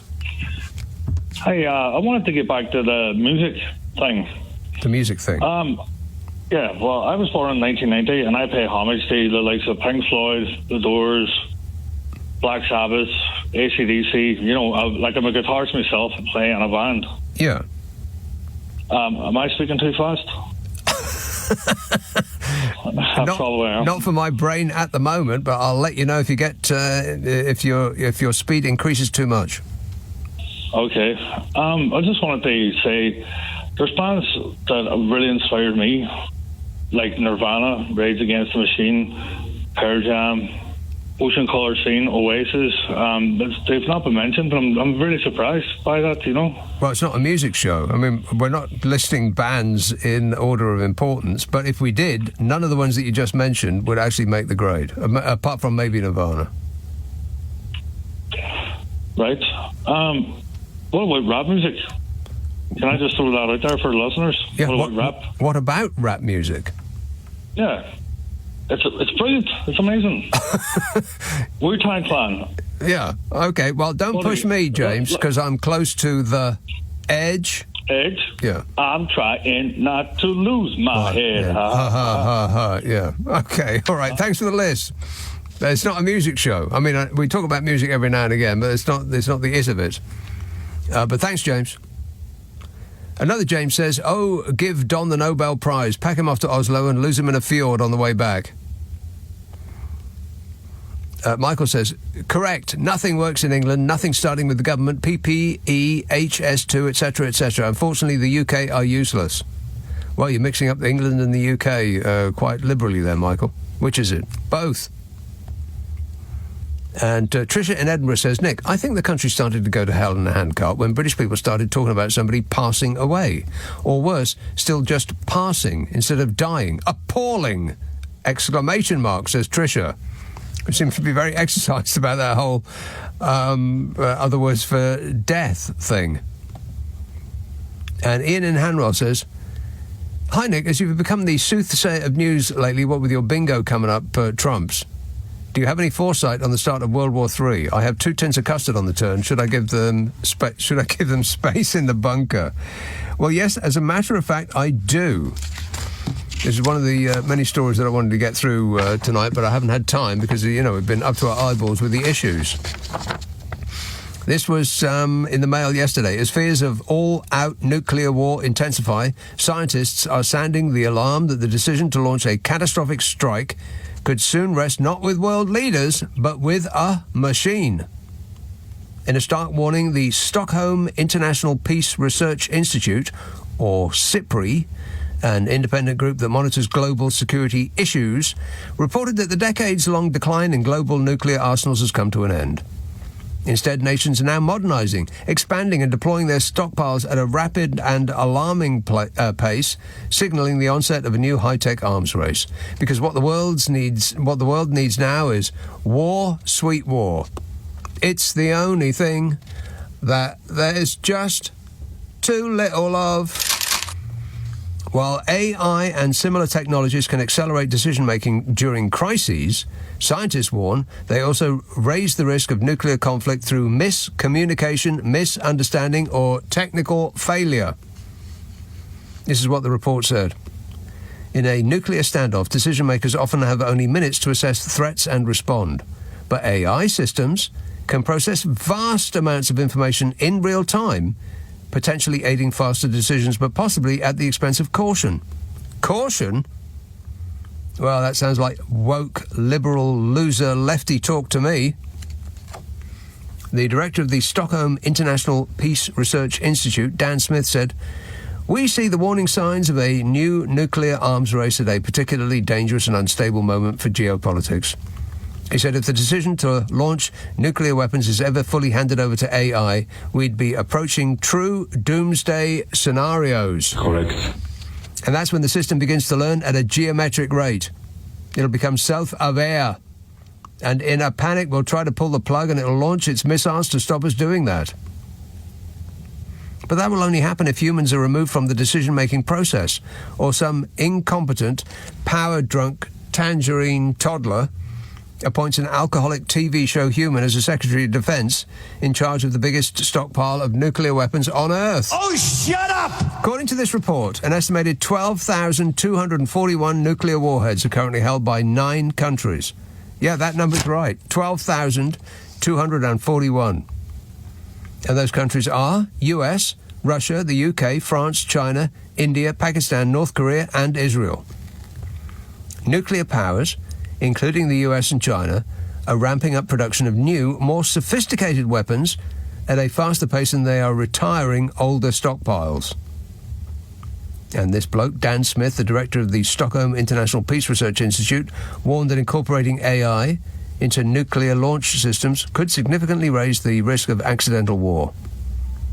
But despite the risks, his organisation said that governments are increasingly drawn to the speed and processing power that AI offers. Yeah, I bet. He said one component of the upcoming arms race will be the attempt to gain and maintain a competitive edge in artificial intelligence, both for offensive and defensive purposes. He says AI has a wide range of potential strategic utility. There's benefits to be found, but the careless adoption of AI could significantly increase nuclear risks. And the report just pointed out that at multiple times in the history of nuclear weapons, a cataclysmic war has almost taken place by accident. One of the most well-known incidents occurred in September 1983 when a Soviet early warning system falsely reported 5 incoming US missiles. Warning! And a bloke called Lieutenant Colonel Stanislav Petrov, the duty officer at the time, questioned the validity of the alert. He thought that a real American first strike would involve far more warheads, and he chose not to escalate the alert. And that decision is widely credited with preventing global catastrophe. Did you know that? And the report follows Israel's attack on Iran's nuclear and missile facilities, sparking fears that World War III may be imminent. Just like the last 10,000 times that somebody has said that the next World War is just around the corner, pretty much every week since the end of the last one.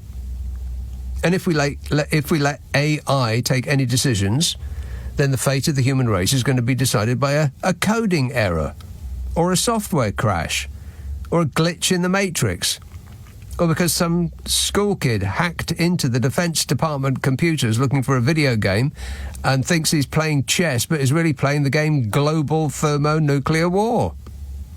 Other films predicting the imminent demise of the whole human race are available. I mean, seriously, there's more of those than there are films of a global pandemic killing millions. So we can relax, because that would never happen. And neither will we get into another illegal war in the Middle East. I mean, it's not like we're being led by idiots. Bing bong. 0345 6060 973. What could possibly go wrong? Manchester. Hello, Raj. Hi there, Nick. How are you today? Yeah, all right, thanks.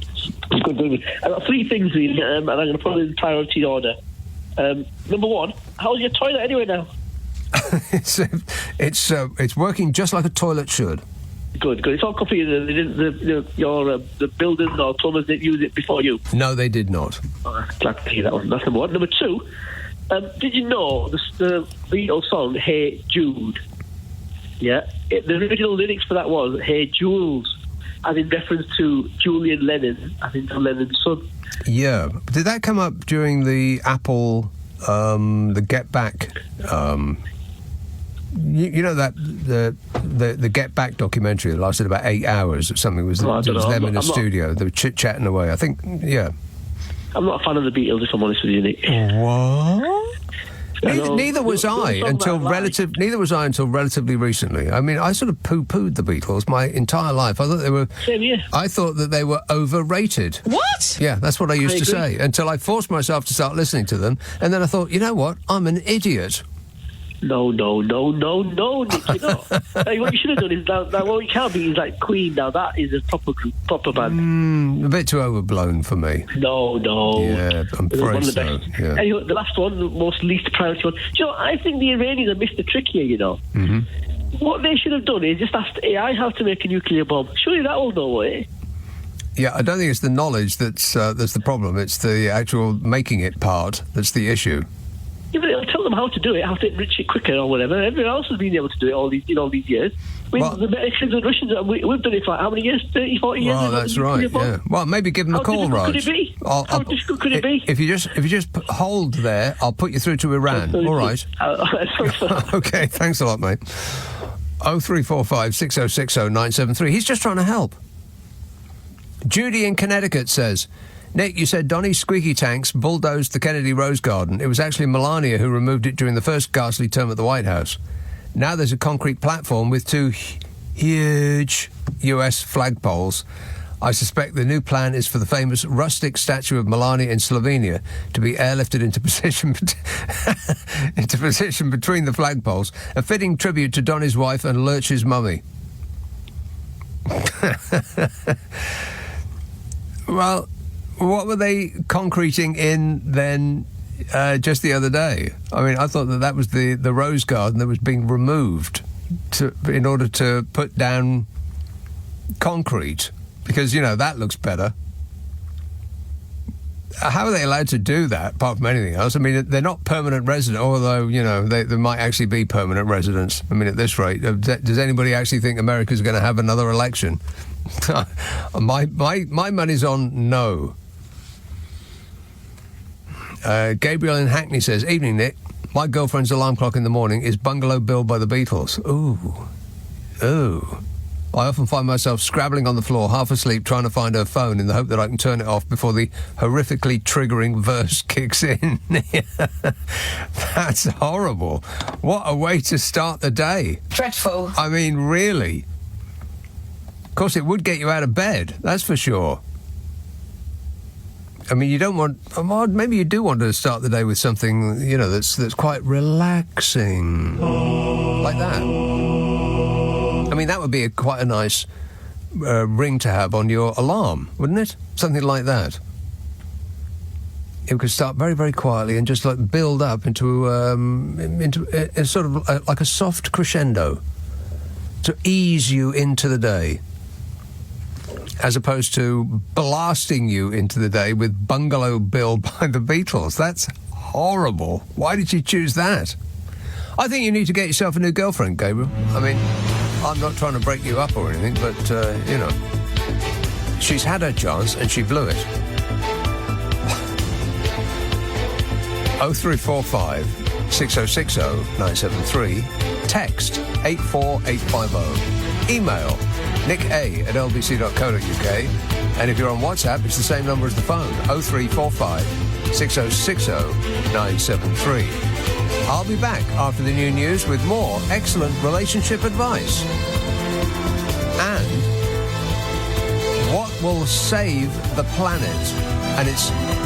if you sat there from now till the rest of time, you would not guess what that will be. This is LBC from Global, leading Britain's conversation with Nick Abbot. Hello, boys.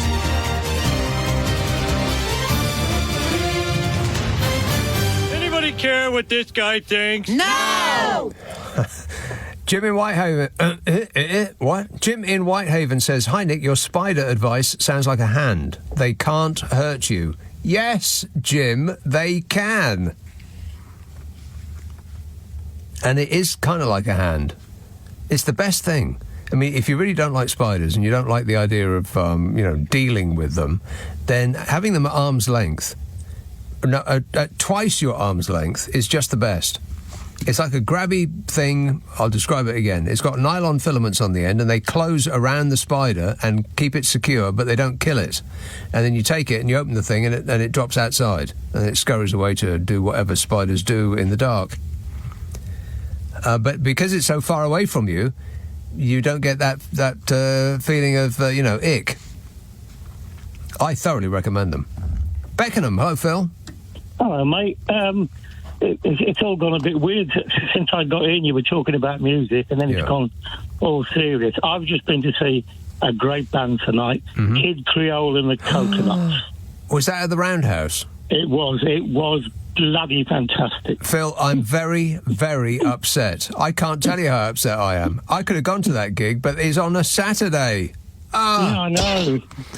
Kid Creole and the Coconuts was one of the best gigs I ever saw in my life. 1982, at the peak of their fame, I saw them in Aylesbury Friars, which has gone down in sort of rock history as one of the events that people say, oh yeah, I was there. And if as many people have said that I was there, then the venue would have been at least twice the size. It was phenomenal. I was definitely at the Roundhouse tonight, and it was brilliant. Did they invite people on stage? Yes, they did. They did the conga across the stage. Really? The whole thing they always used to do. Yeah. And he's 74, for God's sake. Yeah. I mean, he was kind of old in 1982 when I saw him then. Well, he's 2 years younger than I am. So. Yeah. What a band, though. I mean, absolutely fantastic. They really were. It was just quite riveting. Absolutely riveting. And Omar was the support, right? Omar. Yes. Yeah. He's got a new album out. Yeah, I actually missed the support, I'm afraid. Right. But the coconuts were brilliant. Yeah. They really were. You can only stand so much excitement in one night. Right. Yeah. Oh, incidentally, one other thing. Those big spiders that you get in your house. Yeah. If you put them outside, it kills them. They only live in houses. Right. Well, now, that may be an urban myth. I don't know. That's a matter for them. All right. Good work. Thanks a lot, Phil. Thanks for the bad news. Yeah, Kid Creole and the Coconuts. I really wanted to go to that, but, can't. Oh, well, never mind. You know me. I never complain. Whinging and whining and moaning. David Stain says, Nick, in 1976, we had 16 consecutive days at 30 degrees centigrade or above. Yeah. Well, I do remember that very, very well. I was living in Edinburgh at the time, and it was hot even there. But then since 1976, I think 77 was pretty warm, but then since then it's been rubbish, hasn't it? But fast forward to now, and the 10 hottest years on record have all been in the last 10 years. So I'll get into that in just a minute. But first, here is an important call in Oldbury. Hello, Ranjit. Hi, Nick. You're right, Yes, mate. sir. Good, thanks. Yeah. Okay. Yeah. I'm glad you gave me a bit more context. I think Donald Trump's away. Oh, I tell you what, Ranjit, this is a very, very bad line. We're going to call you back. All right. Okay. Yeah, we're going to have to call him back. Tavistock. Hello, Rose. Rose? Is there anybody out there? Oh, too late. Ray says, strange that it's hot in the summer. Oh, God, here's another one. Another one. Uh-oh. Warning, warning. Another denier. Strange that it's hot in the summer, says Ray. I live in Melbourne, Australia, so try 40 degrees centigrade for a week. Ooh, no. Another excellent reason not to go to Australia. He says, we all dry eggs on our doorsteps on days like that. Oh, he means fry, but he's written dry. No, you don't. And as for spiders, ours are so big, we can buy a spider saddle here and ride the tame ones to work. Oh, my God, my feet are off the ground just thinking about it. And I guess it wasn't that wasn't a dig at people who believe in climate change. It was just, that whole Australian thing. It's too far away, and I feel like I've been to Australia already because, you've seen it. I've seen all the bits that I would want to go to anyway on the telly. And, I mean, why fly over the whole of the world to get there when there's more interesting places on the way? No offence. Zach in Portsmouth says, when Michael Palin returned to London from the 80 Days Around the World back in the 1980s, he remarked how miserable and grey Brits looked, and we were utterly uninterested in his travels and adventures. Nothing's changed. We're always envious of others with travel stories. Well, that's changed. We were utterly uninterested in his travels and adventures. Nothing's changed. We are always envious of others with travel stories. I don't get that second part, but yes, we do look miserable and grey. And you only really notice it when you go away and come back. And particularly on the tube. I mean, I guess the lighting down there is bad, just like the lighting in lifts makes you look terrible. Like you'll check yourself in the mirror before you leave your place, and you'll get into the lift, and then you'll clock your reflection in the mirror in the lift, and you think, who is that? Whoever it is should get themselves to hospital immediately. Oldbury again. Ranjit. Hi, Nick. Can you hear me now? Yeah, that's better. Okay, I might have a problem because I've come and stood outside and I just heard the door shut behind me. And I'm in my pyjamas with no key, so I might have to bang the door. Well, that happened to me, and I tell you what's really surprising is how difficult it is to break into your own house. No, my wife's in the back room, so I'll have to bang the door a little bit hard. So again, nothing works in this country anymore. My phone's gone on the blink, yeah. Me and you, we agree on most things, and we are still going to agree. And we all agree that Nigel Farage has peaked too early, and well, we'll find out, I suppose. I mean, I can't believe he's peaked at all. I mean, what is it about that man's his history, his CV, that makes people think that if he got a more important job than the ones that he's had already, that he would actually apply himself and knuckle down and actually do the job, rather than swan around in a top hat, laughing his face off at the mugs who voted for him? Yeah, so he's reached the water to his ankles and he's peaked, in my opinion, yeah? So he's not going to get any further.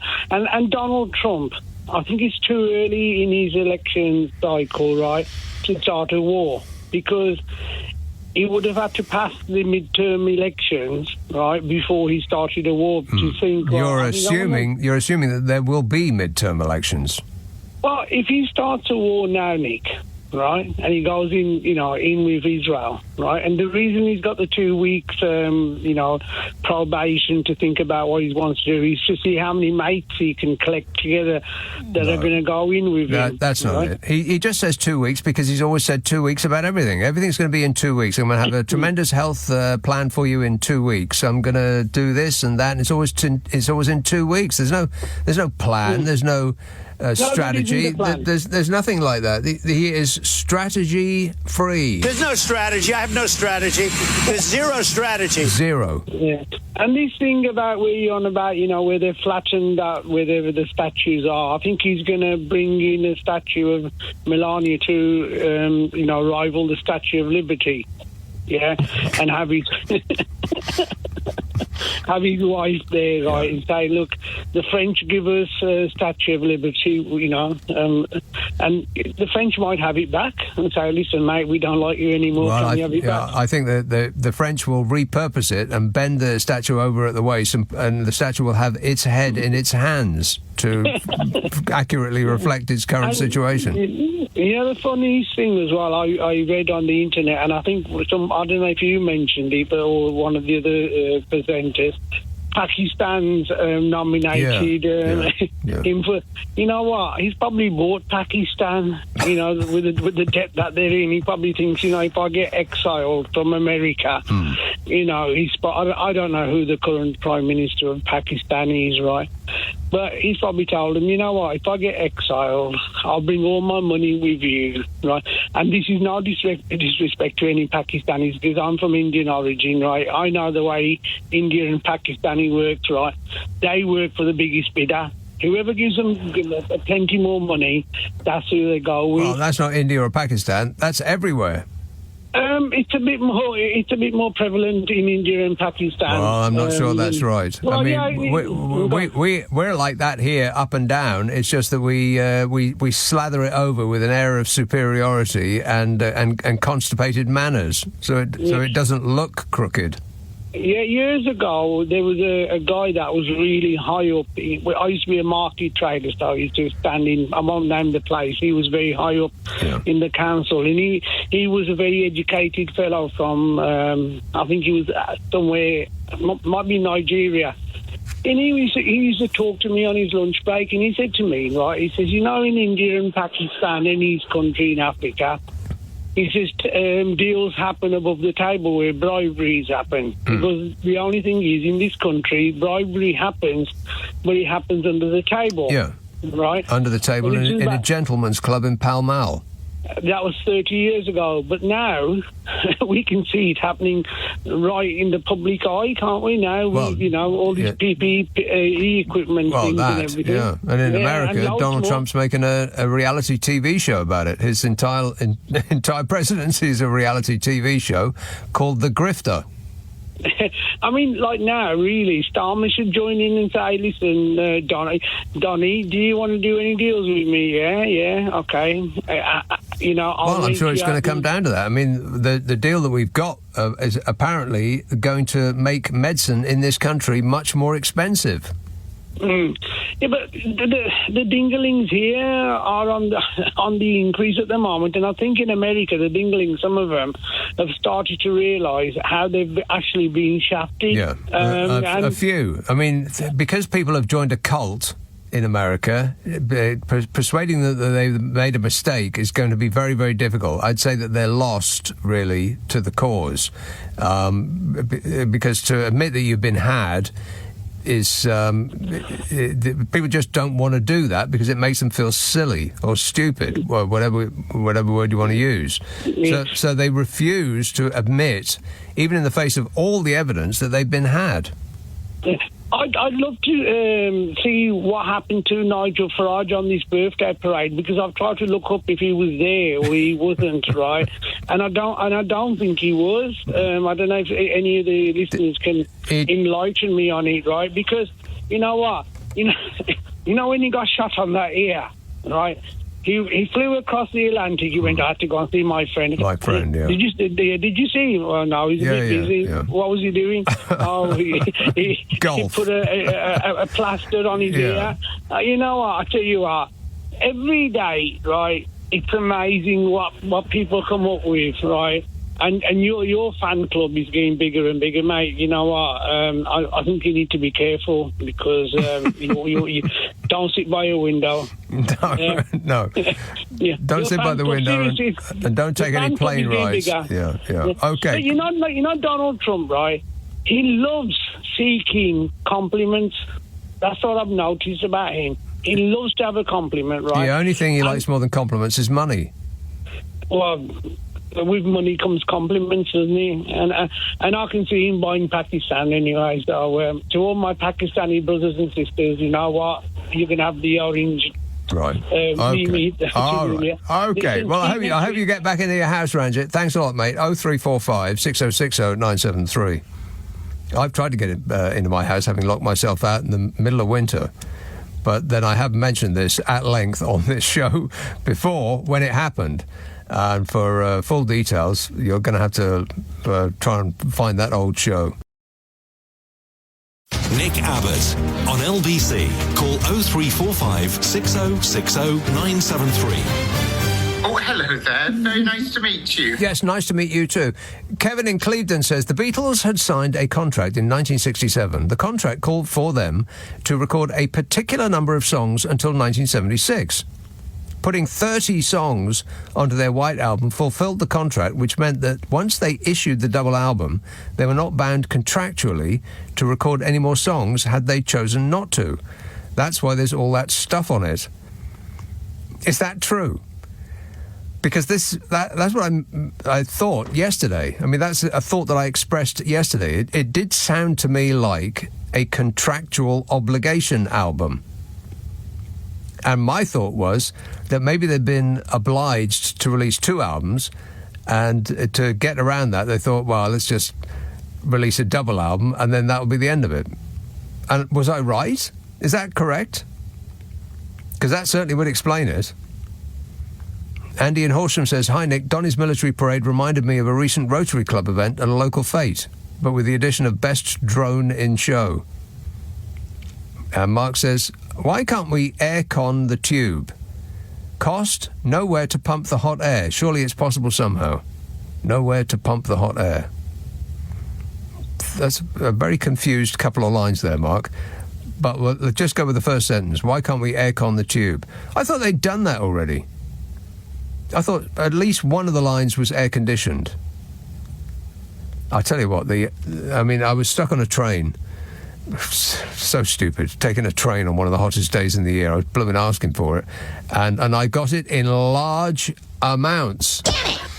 But at least it was chilled to perfection, not too cold, and definitely no heat. But it was just ever so slightly arms, hairs raised on the arms, because otherwise it would have been horrible. stuck in a train for an hour longer than it should have been.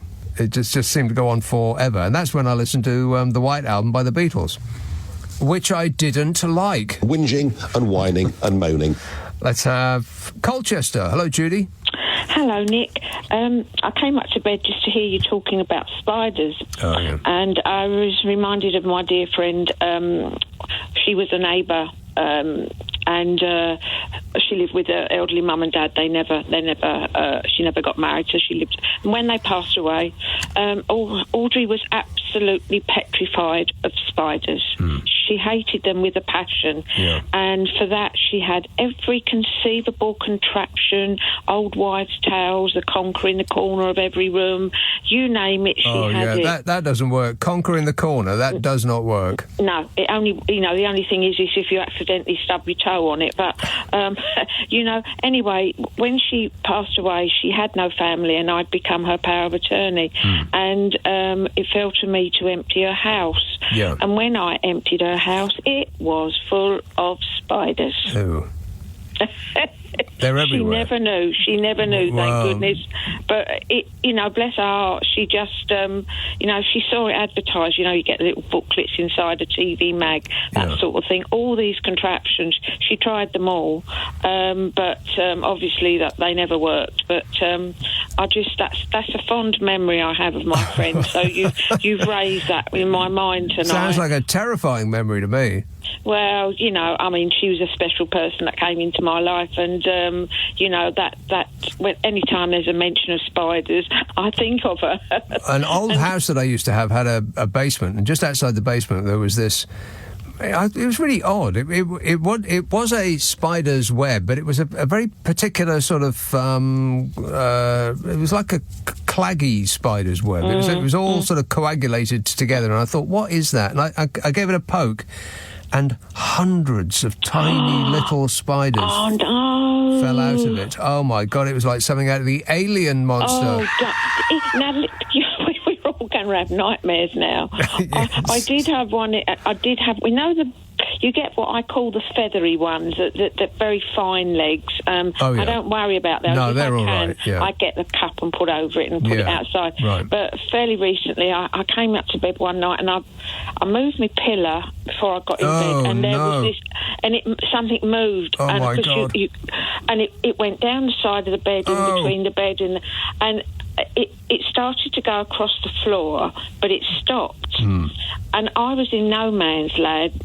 The cat was the one side of this spider, and I was the other. And I just put my hand up to Daphne, and I said to her, "Stay."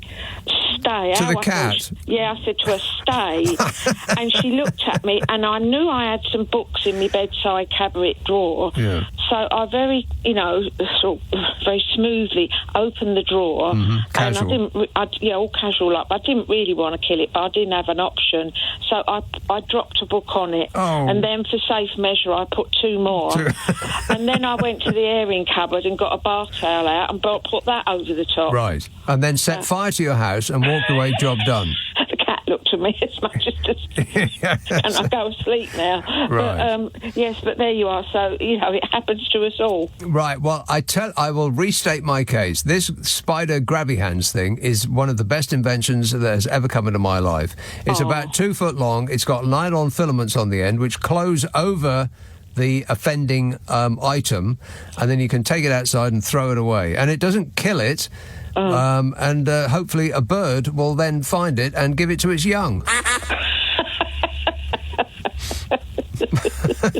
Thanks for the horrific story, Judy. You're very welcome. All right, cheers, my dear. 0345 6060 973. And I apologise for talking about that now. I am very sorry. This that time of night. Up. Totally. Very apologetic. I am so sorry. You just don't know how sorry I am. I'm sorry. I'm sorry.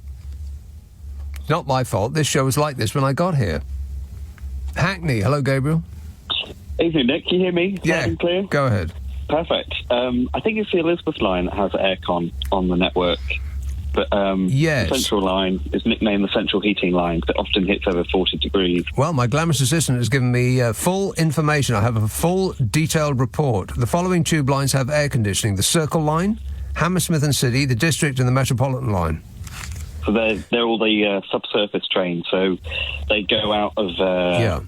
They've got like viaducts which allow air to come in and out.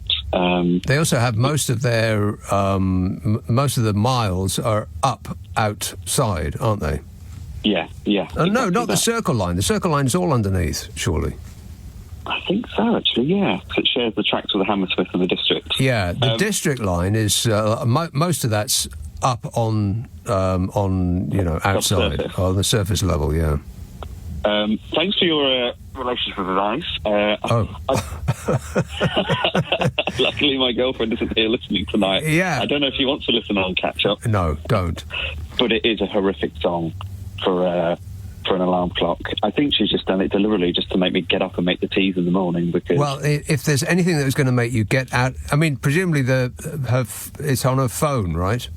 It is, yeah. So she puts her phone so far away that you can't just lean over and turn it off and then go back to sleep, right? No, and you've got about 6 or 7 seconds before the chorus kicks in. But that's just a horrible way to start the day. It's vile. I mean, we've had words, but, what Beth wants, Beth gets. Anyway, I wanted to talk about AI and nuclear weapons and how, in history, had that have been the case, how bad it would have been. Are you familiar with, Cuban Missile Crisis? Well, vaguely. A little bit. I know I'm going to go a bit History Channel here, but... It wasn't my fault, if that's what you're asking.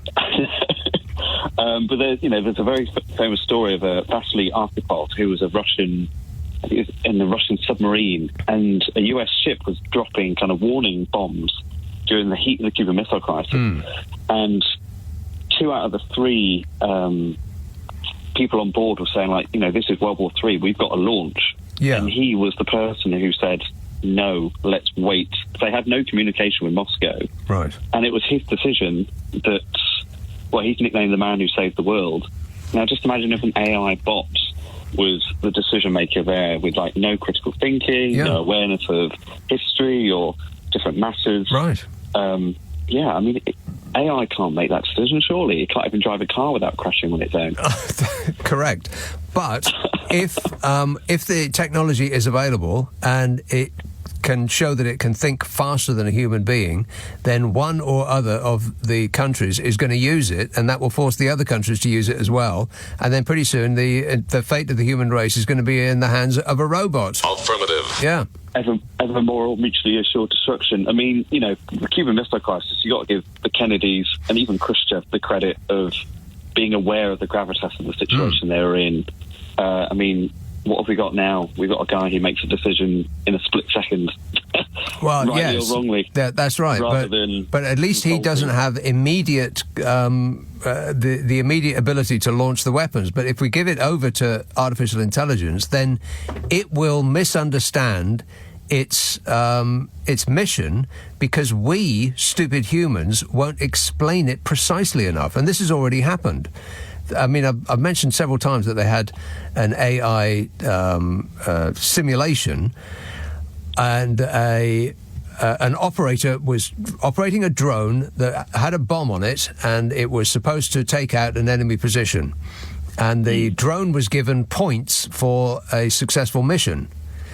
And this makes sense to human beings because, you give points, it's like a bonus. We'll give you a bonus for a successful mission, and so you do the mission successfully and then you get the bonus. And so the mission part is the important bit and the bonus is a side issue, but not to the drone. The drone understood that the points were the most important thing. And so when the operator told it to abort the mission, the drone thought, well, I really want the points, so I'm going to kill the person that told me to abort the mission. Did he get extra points? For getting it in order? Yeah, that's not appropriate. And it was 30 or 35 questions. The first questions are very easy. The last questions are much more difficult. Yeah, unfortunately, I don't have time to play that in full, but maybe some other time, eh? Thanks for that. Nick Abbott on LBC. Call 0345 6060 973. I am not one of your fans! Sarah says, how can you cancel Nokia from history? That came way before the iPhone. And JB on that subject says, I was sending texts from my Nokia Orange phone in 1996. They were free and then became part of your contract. Anybody remember Talk 15 and Talk 60 plans? Absolutely. But all of those bongs and those beeps and those alerts from your news feeds, that came with the iPhone and the smartphones that followed it. And that's only since 2007. Isn't it incredible how time has changed completely and totally since then? And I restate my case. Turn all that stuff off. You only need to check the news once a day. Doom scrolling is not doing you any good. Alan says, Nick, my favourite end track for the Sopranos episode was Chicken Town by John Cooper Clarke. Hypnotic, evidently, and double albums The Wall and, of course, Exile on Main Street. Yeah, that's right. I think my favourite was... they used a couple of tracks more than once, and one of them was the Bob Dylan track called You Gotta Serve Somebody. God, that's such a great track. It might be time to re-watch The Sopranos again. Absolutely. Yeah, maybe. York, hello, Claire. Hi, Nick. Hi. I was just calling up. Well, I've got quite a few things I wanted to say, but I'll start off with PBS versus Fox on the Trump parade. Apparently, Fox showed fake cheering at his speech at the parade, and PBS showed the actual footage where there was no cheering. Yes. And the cheering on the Fox was so... It sounded so unreal because it was just so loud and there was no one around him. That's right. So it was quite hilarious. So it just shows how propaganda is just as rife in America as it is in North Korea. Completely, yes. And it also kind of shows who's really running America right now. And I'm not entirely sure it's Donald Trump, and I'm not entirely sure it's any of his psycho tech bros that are behind him. I think it's actually, whisper it softly, Rupert Murdoch. Yeah, and the media, I mean, I think it's quite hilarious, actually, how all media and news outlets, whether they're left or right, are trying to intellectualise everything that Trump does. And I think you're quite right about the 2 weeks. There's no 3D chess behind it. It's just that he can't think of what to do. Exactly. He's boxed into a corner. He can't think of what to say, and at any time that he can't think of what to say, which is kind of unusual for him, he just says, well, either we'll see what happens, or, we'll look at it very strongly, and in 2 weeks we'll have a plan. It'll be a huge plan, and nobody will ever seen such a great plan, believe me.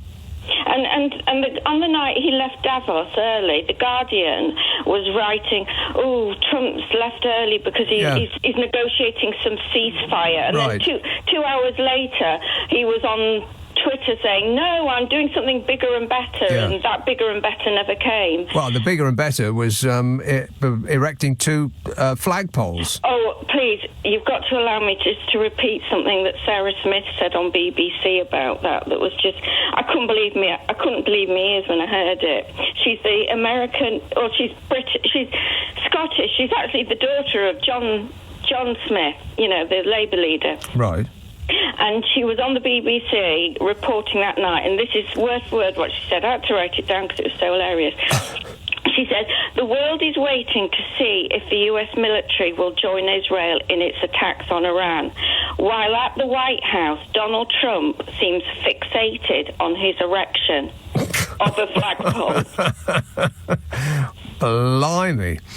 And I just thought she said that on purpose. There was no... I just thought that was hilarious. That's the BBC News for you. Not suitable for children under the age of 18. And the other thing I wanted to highlight is that the Telegraph had to publish an apology this week because they published a fake story that they've now admitted was fake, and that they had used stock photographs and they hadn't fact-checked it, about a family who was being ruined by taxes on private school fees. Oh, that, yes. I earn £300,000 a year, and I'm really suffering financially because of the Labour Party's evil VAT on school fees. Yeah, we're all supposed to be feeling sorry for them. And unbelievable. wasn't even a true story. Yeah. And I also want to give you another name for Donald, and it's not mine. I found it on your on Nick Abbott's fan page, Facebook. There's okay. And you're a very popular man, Nick. and that comes from James O'Brien as well. Right. Dim Dom Ill. Dim Dom Il. Well, okay, I quite like that. Dim Dom Il. Because it harks to North Korea as well. That's right. Kim Jong-un was the son of Kim Jong-il, who was the son of Mental E-Il. Right. And the other thing I wanted to highlight, and it might set alarms going off, Laura Loomer? Oh, Laura Loomer, yeah. The New York Times has reported that she apparently is the most prominent person in the White House right now advising Trump on war.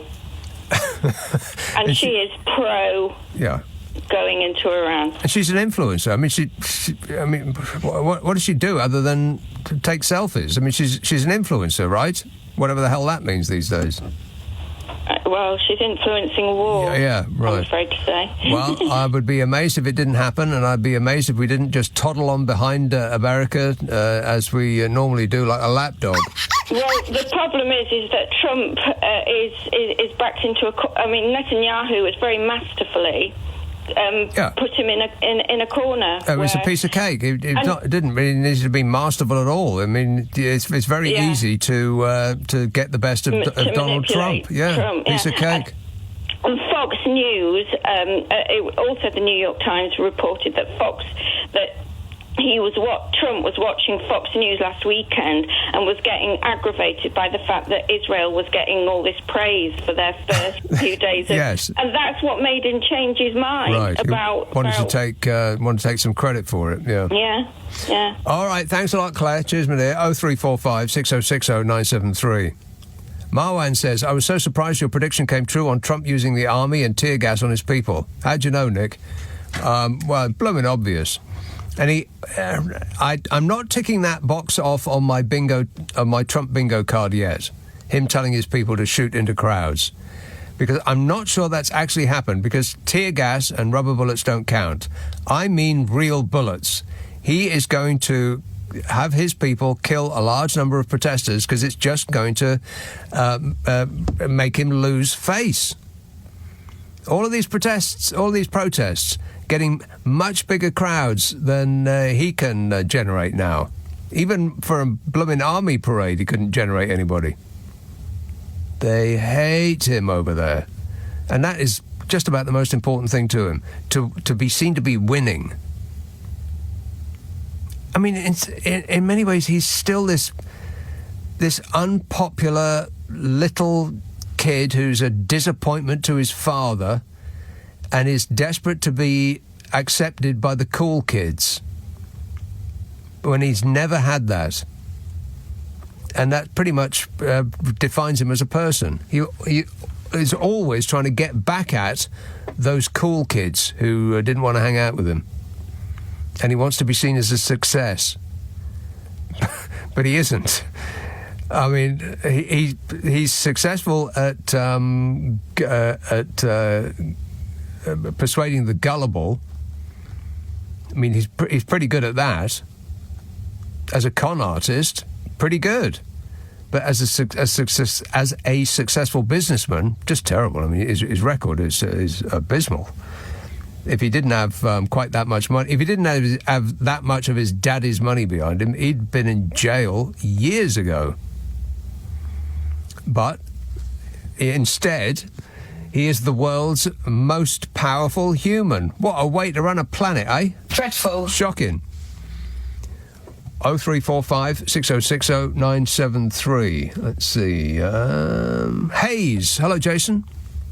Hello, Nick. Jason. Nice to speak to you, my friend. How's it going? Pretty good, thanks, Jason. How are you doing with the heat? It's a little too hot for me lately. Me too, brother. Yeah. I tell you what works is putting water, and I got this idea from kangaroos. Okay. Kangaroos lick their little arms when they do. They lick their little arms when it's hot, and then the evaporation off their arms cools their blood down. If you put water up your forearms, it really does have an effect on the whole of your body. Well, I must give that a try. Yeah. Yeah, absolutely. How you doing? I haven't been able to plaster lately because I had a little accident. I'm going a little bit left field now, but I just wondered how you, what your views was on electric bikes. Only I was just walking along the road, come out the pub though, I'm not going to lie, and I was a little bit plastered, and I heard this electric bike coming behind me, so I thought like it's going to the right, so I've walked to the left. And it's actually hit me, and it dislocated my shoulder, and that. And I was just wondering what you thought about electric bikes going along at 30 miles an hour on the road. Really, sorry. On the road, on the road is one thing. On the pavement, that's another thing entirely. Yes. Right. Yeah, it's a different thing. Yeah. Yeah, it's a different ball game. So, well, I think they should be banned, really, from going along the pavement. Well, they are banned from going along the pavement. That is illegal. It's against the law. Is it really? I would expect so. With every fibre of my being, I would expect that is the case. Yeah. Yeah. Well, I'm 55 and like 55 years old. Yeah. And it took me for a spin, you know what I mean? It actually desiccated my shoulder. Well, that sounds very bad, and I hope that you improve dramatically in short time, Jason, and always look over your shoulder before making any sudden moves. All right. Thanks a lot, mate. This is LBC with Nick Abbott. Call 0345 6060 973. Text 84850. Alexa, send a comment to LBC. We're running late. We are running late. Crouch End. Hello, Brian. Good morning, Nick. Are you all right? Yeah, good, thanks. Well, I was just going to say that I think Pink Floyd The Wall should be right up there in terms of classic double albums, you know? Well, it has to be in the top 10 for sure. Yeah, definitely. I didn't hear it mentioned, so I thought I would just give it a go, you know? Yeah, well, believe me, it's on the list. And I've got a recommendation for you. I added carbon-based life forms to my collection and global communication, you know. Yeah, they're quite good, you know. Horizontal Chilling. Global Communications, that's the name of the band. It's the album, I think it's called 7512 or something, because it lasts 75 minutes, 12 seconds. Yeah. And the other ones are Carbon-Based Life Forms, which is a duo from... I can't remember. What are the Scandi countries? It's Horizontal Chilling, baby. It's about as relaxed as it gets. Excellent work there. Thanks a lot, Brian. 0345 6060 973. Richard in Seaford says, Nick, the Tubes' 1978 double album, What Do You Want From Live, was brilliant with a fantastic live version of White Punks on Dope. What an amazing, crazy band, probably right up your street. Well, their best of is a fantastic album. Yeah, it really is. I mean, there's so many different styles on there. It's a pastiche band, but they really can rock and roll. Chris in Isleworth says, £9 million door. This is the House of Lords. A £9 million door is proper and good, and it's bomb-proof, and it's intruder-proof, and when Trump's state visit comes, it'll keep him out. And it'll keep them inside safe from embarrassment. Yeah, that's £9 million well spent. Mark in Bromley says the Palace of Westminster is a listed building, so UPVC double glazed doors might not be lawful, but £9 million quid requires explanation. It certainly does. Yeah. How can that possibly be? I mean, I know it's got to be secure, but it doesn't have to be the last the last stage of security. I mean, you've got to get past armed guards before you get to the door, for a start.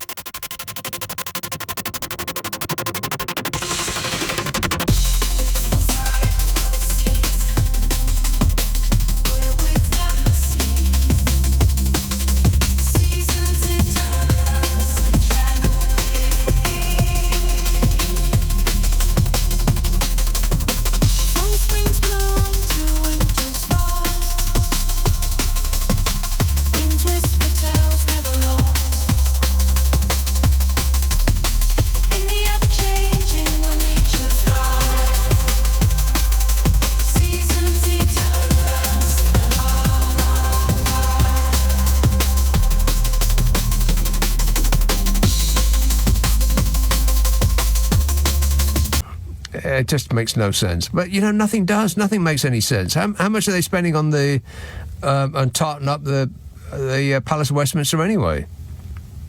It's something like 350 million quid, isn't it? Or was that Buckingham Palace? God, I don't know. But whatever it is, if they say it's 350 million quid, then you can be absolutely certain it will be 700 million quid.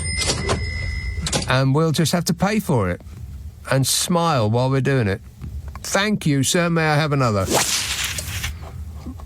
Robin Loughton says, bringing AI into nuclear weapons is a crazy idea. James Cameron warned us of this 30 years ago. Terminator 2, Judgment Day. Computers take over and wipe us out. Now look at our modern society. It's crazy.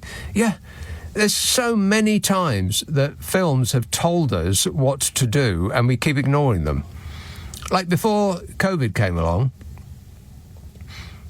the amount of films that told us that COVID was going to happen, I've just forgotten how many there were. In fact, when COVID was on, I made a list, and there was maybe getting on for 50 films.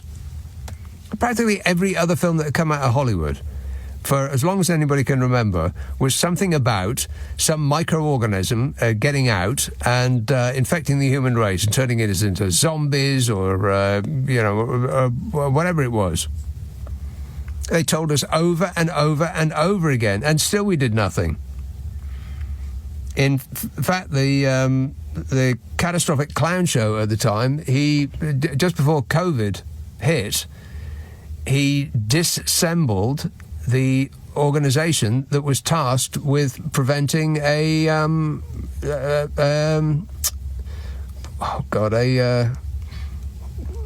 what do they call it? A pandemic. Yeah, a pandemic. Isn't that right, Bodge? I can't comment on that.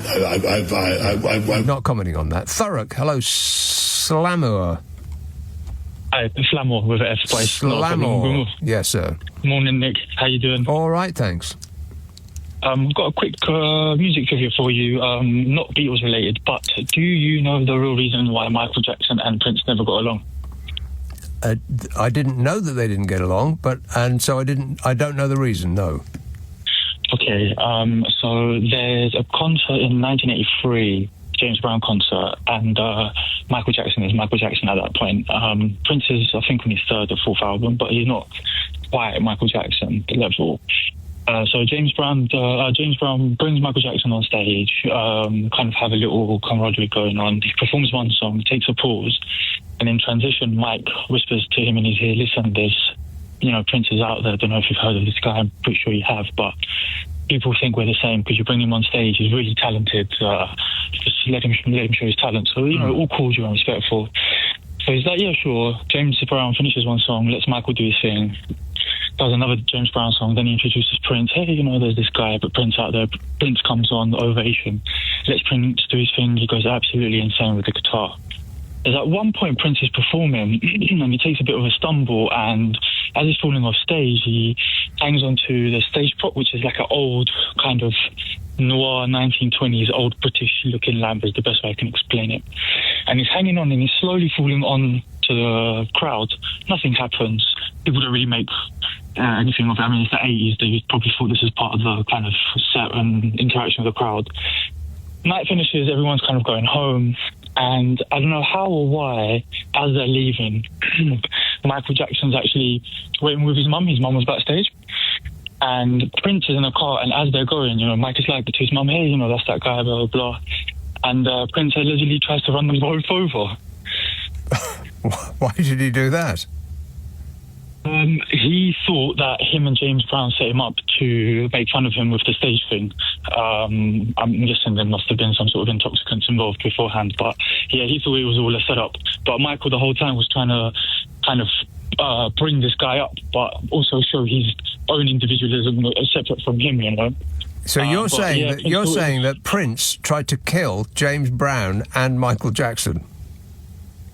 No, Prince tried to run over Michael Jackson with Michael Jackson and his mum. And his mum, right? God, that's even worse. And I can confirm this because there's a video of Quincy Jones online. People can search it up. Yeah. There's a famous A&R. I forget the chap's name. I really do beg your pardon. Right. But Quincy Jones picks him up, and the A&R says the first word he says to him on his phone, he's like, hey, did you hear the, bleep that happened last night? And then he tells him. So Quincy Jones must have seen it as well. So, yeah, Prince almost tried to kill Michael Jackson. The stuff you hear on this show, it's an education, no? No. Good work. Thanks a lot, Slammer. Now, one thing that I did mention earlier on that I should get in is how there's a certain type of business that is going to save the planet. Get ready to be thrilled. Experts are calling for state-sponsored eco-hairstylists to nudge clients towards sustainable lifestyles. What? It comes after a pilot scheme found that what we chat about in the salon changes our everyday lives. A report revealed that chatty stylists are the perfect influencers to subtly bring about behaviour change. Hairdressers have previously been trained to spot signs of domestic abuse. In the pilot scheme called Mirror Talkers, stickers carrying green tips were stuck to salon mirrors to spark conversations, and 73% of people subsequently pledged to make planet-friendly changes to their hair care habits. Which sounds nice. Or you could write it as, woke lefties wielding sharp weapons vandalise salon mirrors to bully innocent customers into compliance with their radical green agenda. And the government has proscribed hairdressers as a terrorist organisation. Anyone with a pair of clippers in their bag is going to jail. Ministers are being urged to back schemes that could see subliminal lectures in unlikely places, including, but not limited to, cafes, restaurants and farmers' markets. A study led by Oxford University wants to tackle pluralistic ignorance related to climate action. But pluralistic ignorance is what will propel a certain oily charlatan into 10 Downing Street if the polls in the papers that are trying to make it happen or anything to go by. I love the poorly educated. Yeah, sure. It claims hairdressers have considerable untapped potential regarding the influence they can have on clients. While researchers can equip people with the tools and the knowledge to become better at public engagement, in fact, hairdressers are already experts. Not experts on climate change, experts on public engagement. They do public engagement for a living. I mean, barbering's not much of a skill, really. It seems like anybody could do it to me. Hairdressing's different, all that teasing and backcombing and... I've just run out of hairdressing terms, but I'm pretty sure there's loads of them for women. But men just want a short back and sides and a quick chat about where they're going on holiday, and that's it. You could train a robot to do it. Correct. And while they've got you in the seat, why not try and nudge people into doing the right thing? Unless you are one of the permanently furious that think that doing the right thing is doing the left-wing thing. And anything left-wing is communism. And this study by Oxford University suggests that salon chats, beginning with hair care but expanding conversations about energy, transport, food, investments, carbon, literacy and intergenerational responsibility would be a good thing. They said yielding the power of everyday influencers to build public consensus is an underutilised strategy. Which sounds pretty woke to me. But it would mean that we have finally found a purpose for influencers beyond showing how bad Brazilian butt lifts can go. So there's that. If you missed any of today's show, you can listen back on Catch Up on Global Player and the new LBC app. The thing to ask for is Nick Abbott, The Whole Show podcast. Global Player and the LBC app is free from your app store now.